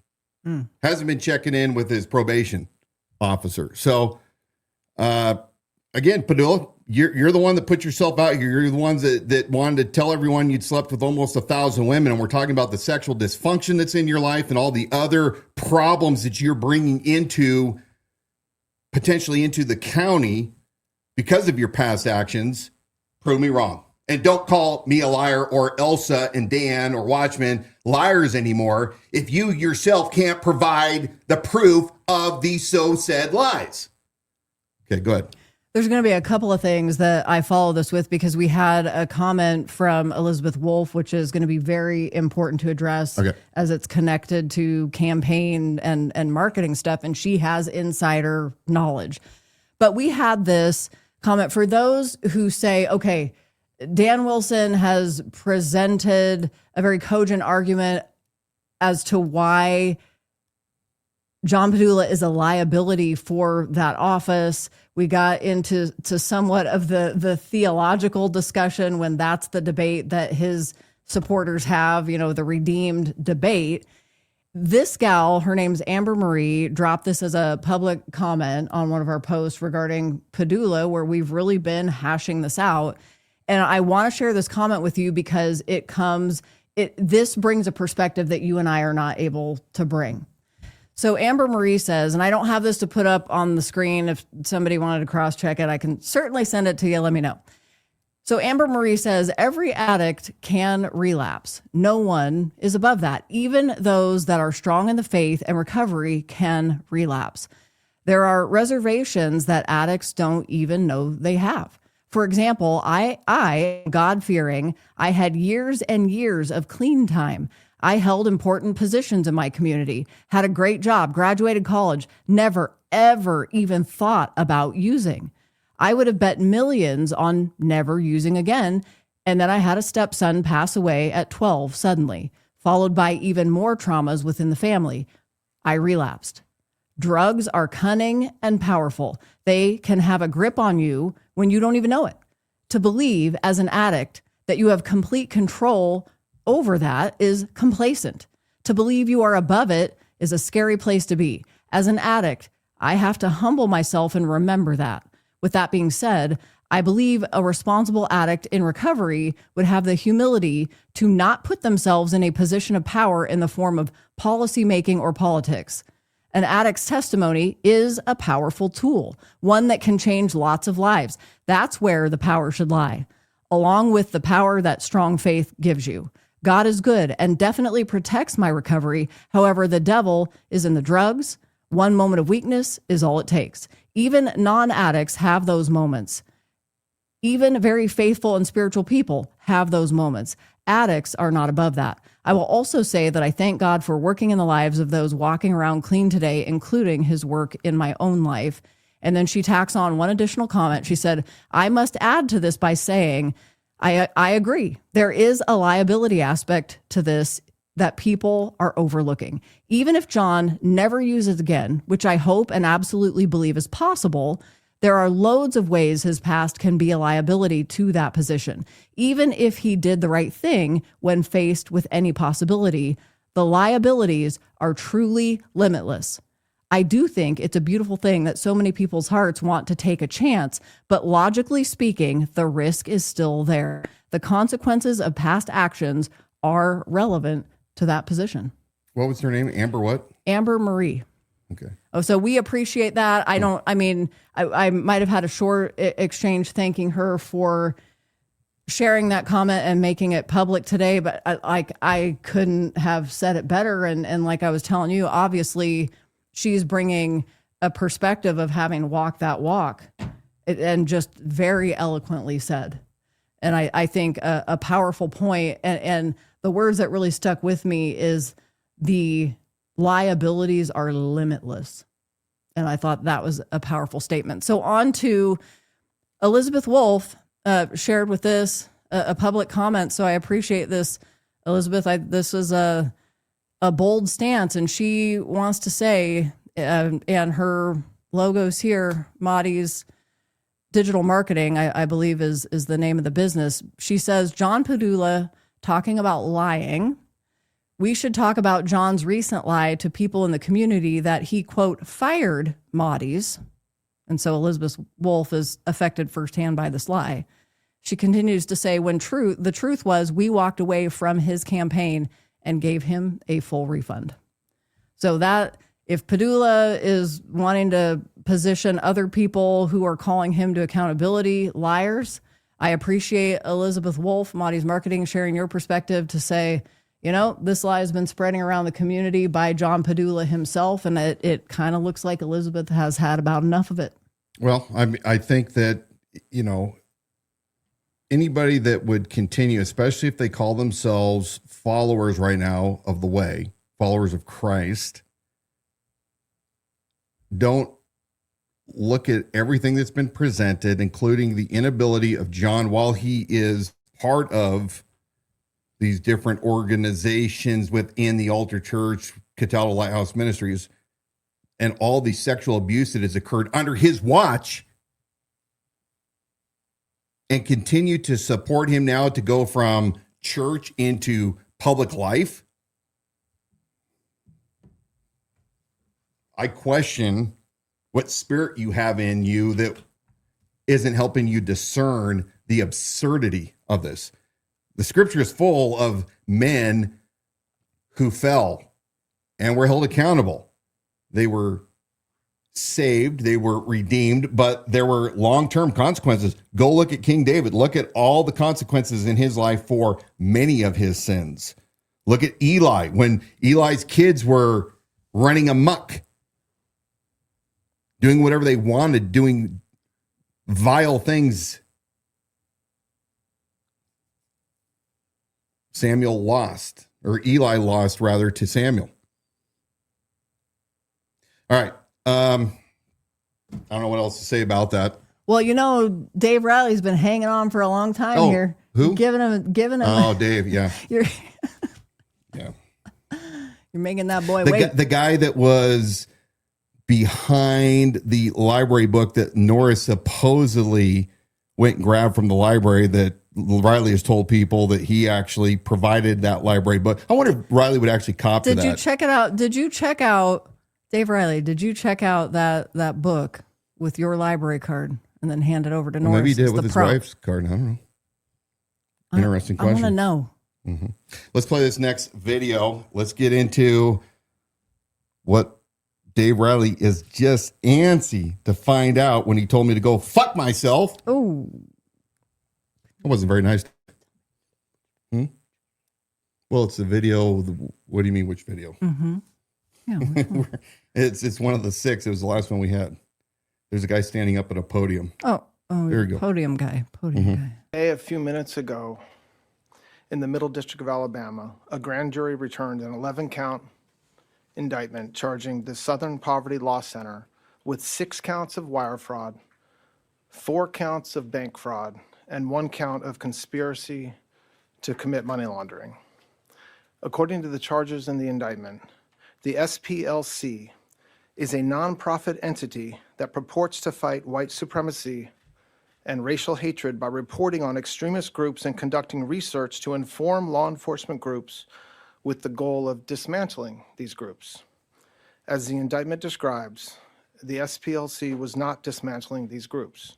It was instead manufacturing the extremism it purports to oppose by paying sources to stoke racial hatred. In total, according to the indictment, between 2014 and 2023, SPLC paid at least $3 million to 8 individuals at least. These individuals were affiliated with the Ku Klux Klan, United Klans of America, National Socialist Movement, Aryan Nations affiliated Sadistic Souls Motorcycle Club, the Nationalist Socialist Party of America, Nazis, and the American Front. Naughty. Southern Poverty Law Center.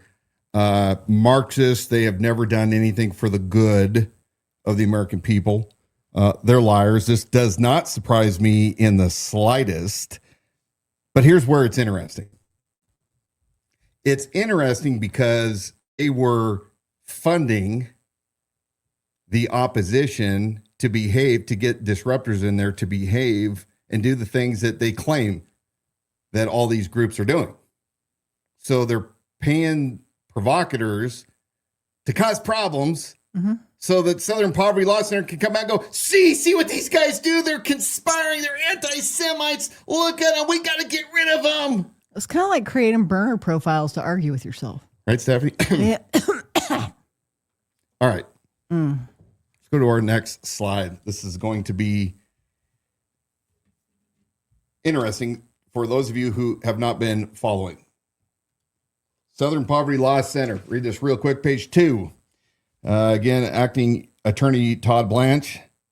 He's worse than Bondi, by the way, announced charges against the group on Tuesday, alleging it had defrauded donors by using their money to secretly pay informants inside extremist organizations.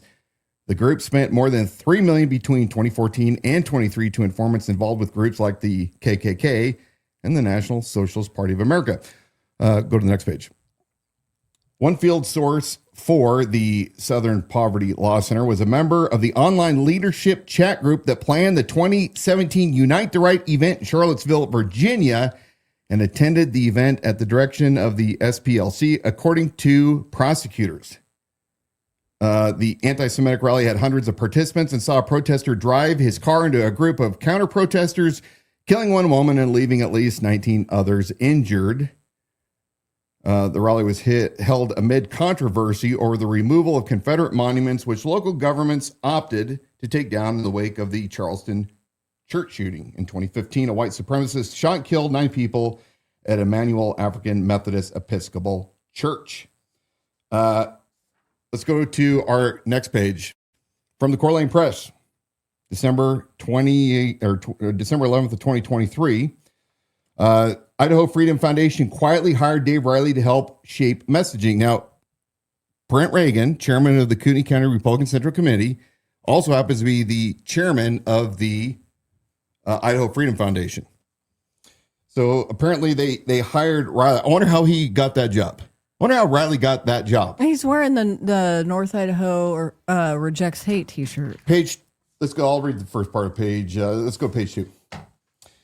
In the months leading, according to the Dan Walters Investigative West, December 11th, in the Coeur Press, in the months leading to the infamous 2017 Unite the Right Tiki Torch rally in Charlottesville, Virginia, then talk show radio host Dave Riley, who has been popping up today, had some messaging strategy tips for the attendees from the alt-right, the internet-savvy collection of racist and anti-Semitic groups that arose during the Trump era.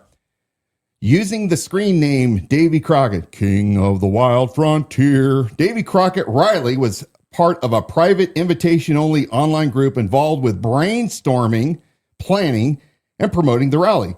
Courtroom testimony and leaked chat messages subsequently revealed. Now, didn't that last article say that they were paying agitators that were specifically helping set that event up? Yeah, that's what it said. And Dave Riley was part of the invitation-only online group, brainstorming and planning and promoting the rally. He chided members for posting a Nazi meme publicly on Facebook where the left could use it against them. He advised alt-right gays to stay the effing closet, which does sound like Dave. Effing closet. He live streamed a Charlottesville KKK rally a month before the event. And the top organizer of the upcoming alt-right rally shared it as motivation for his followers to recruit more attendees. And he one of those calling for marching straight through the commons with torches for the night rally, arguing that nobody would expect it and it would give us the opportunity to take photos and videos and lots of good propaganda. I'm in favor of at Davy Crockett plan, responded a North Carolina state organizer of the rally, a leader in the white nationalist group Identity Evropa. And when the torchlight march for the night rally finally happened, Riley was there to promote, quote, unbelievable drone footage, unquote, on the rally on Twitter known as X. 6 years later, Riley, now a political operative in Idaho, has landed a new messaging gig helping to shape the communication strategy for the conservative Idaho Freedom Foundation, arguably the most powerful political activist group in the state. Now, next page.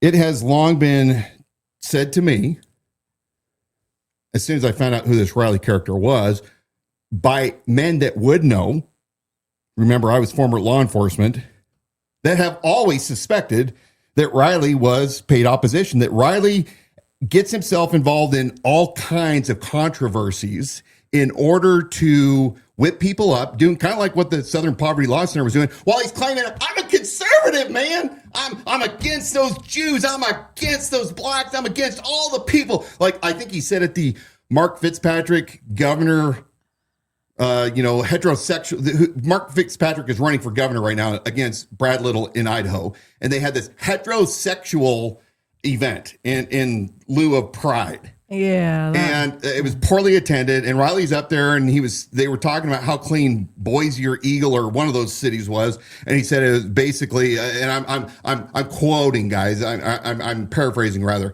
that it's because there's no blacks there.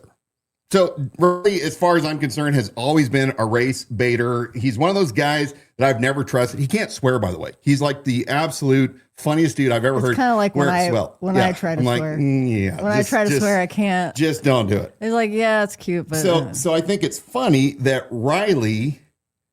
Now we're starting to see some potential. I'm not saying that this is 100% true, but I think it's very interesting. I started calling him Tiki Dave. In fact, you know what all started this? I was pretty much leaving him alone. Mm-hmm. Is when I was running for sheriff, some lady that was a supporter waving a sign was wearing a Star of David cape. Oh, yeah. And he immediately started lambasting me and claiming that I was part of Mossad or something. I about had enough of his mouth because he's a little twerp that runs his mouth all the time. He's constantly in the middle of controversies and getting his ass handed to him. But does he ever really? No, he doesn't do anything memorable. No. Does he ever really get in trouble? Well, that's the real question. Do you think is he protected and really he's just running around trying to get anybody and everybody whipped up? That's what and I'm more he can tended float to believe. between all Democrat, Republican, this idea, that idea, Taco Gate, whatever the thing, swapping out flyers, sending people over there. There's never really any consequences, and that's one of those things that make you go, okay, the guy's entertaining. He kind of floats around and does all this stuff.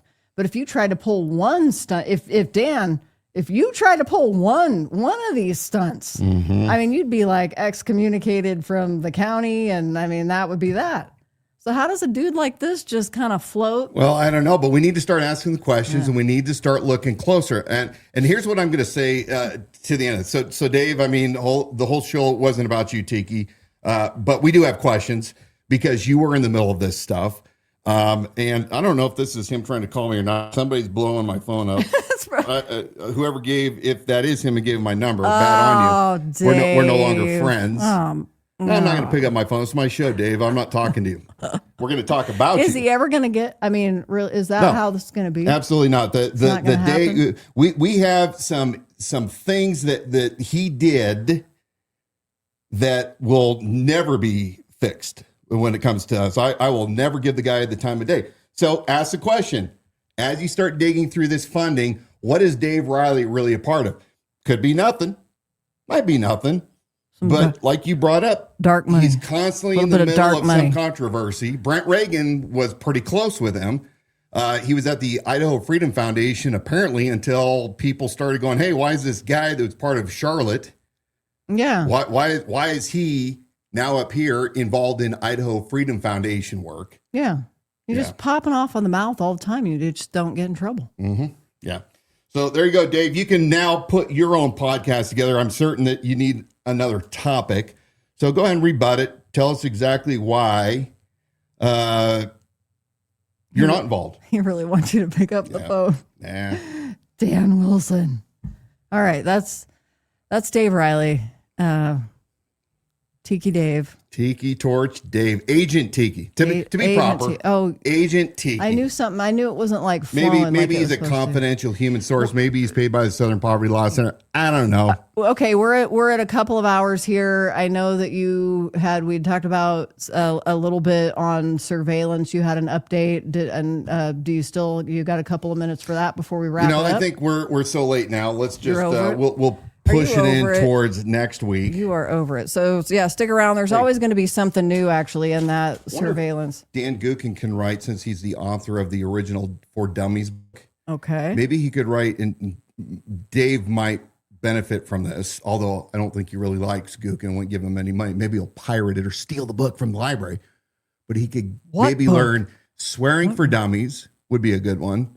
And how not to be a Fed or a confidential human source or controlled opposition for dummies. That might be a good book for Gookin to write. Maybe we could kill two birds with one Dave stone. Riley, I know what he did. I got it figured out. Yeah. He never checked out the book from the library that Norris was parading around on his campaign stunt. What he did was he came forward through another source at the end of your campaign and tried to use it as a distraction to say he's going to release this thing, and it was going to get you all excited, like this was going to be whatever, it was going to get you over the finish line because we're going to expose Norris once and for all. And it just was a distraction. Oh, Dave Riley went on the record of saying he endorses every candidate. This is why Dave Riley's such a joke. He endorses every candidate, agrees with every candidate that the KCRCC put out, including Norris, which, again, if we're going to go down Riley's duplicitous behavior, he rallies all the time against Jews. He, talks about the Jews and how they're taking over the world. And what does he do? He then supports Bob Norris, who brags that he trained with Mossad and Shin Bet. So you can't make this stuff up.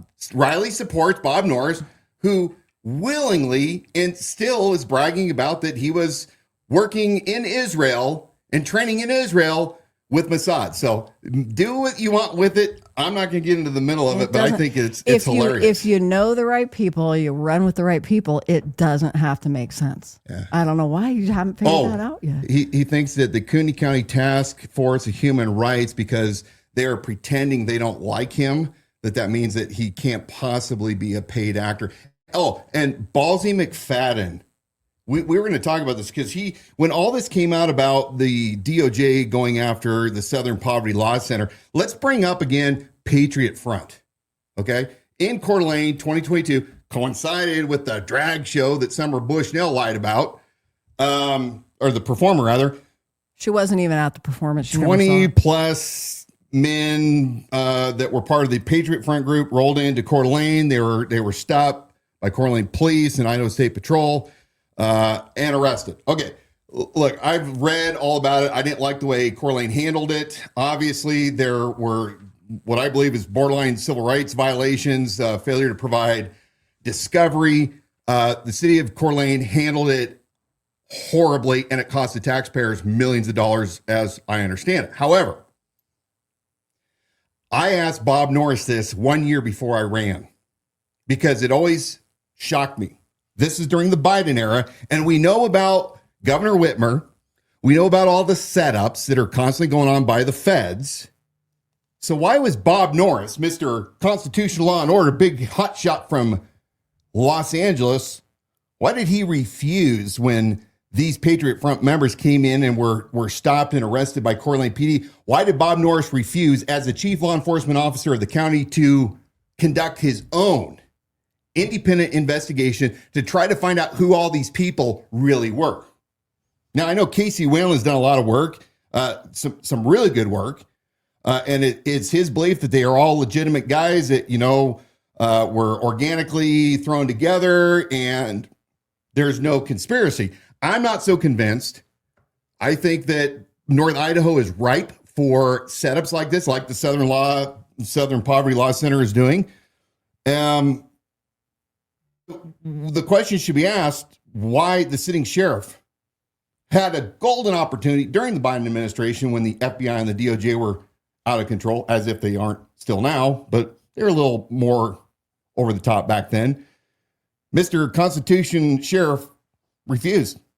He absolutely did not get involved. Well, I had a state legislator tell me when I was running in 24, this legislator from North Idaho has been in office for a long time, told me that Bob Norris had pre-knowledge that the event was going to occur and collaborated with federal and state law enforcement to execute this event. So make that what you will with it. It's too late. I want to go smoke a cigar. I'm done. Dave Rowley still got a lot more questions for you, and he had Casey Whalen on his program today. Cool. All right. Lots of other questions he thinks you should be asking instead of pointing fingers at him. Dave, quit being a pest. Well, you're the one that brought his name up. You brought him into this. He's in the public eye. You brought him into this. Mm-hmm. Anything else? No. Stay strong and courageous. Pray for my buddy Jim, who's still facing a very tough battle with his cancer. Pray for my friend Ann and her recovery. Unite with people that believe and share your values. They're based on principles, not on tribalism. Read the founders. In fact, some of you should start a Hillsdale group here locally. Download the free Constitutional 101 series or the Federalist Papers. Listen to their lectures. Do it as a group. I'm sure that you will learn a lot, as much as I have over the years. Take us out. Thank you for joining us tonight on the Liberty Without Compromise live stream broadcast. We just take stuff as it happens. We do a lot of planning. We do a lot of preparation, but then we also, you just got to I don't know what's going to happen. We are that only live, local, liberty-minded program right here in Kootenai County where we're calling it out power players, calling out people that are messing up and messing with your rights. That's what we do. Visit our website at libertywithoutcompromise.com. Hey, I've actually had a number of people asking me about getting their hands on that embroidered Liberty Without Compromise trucker hat.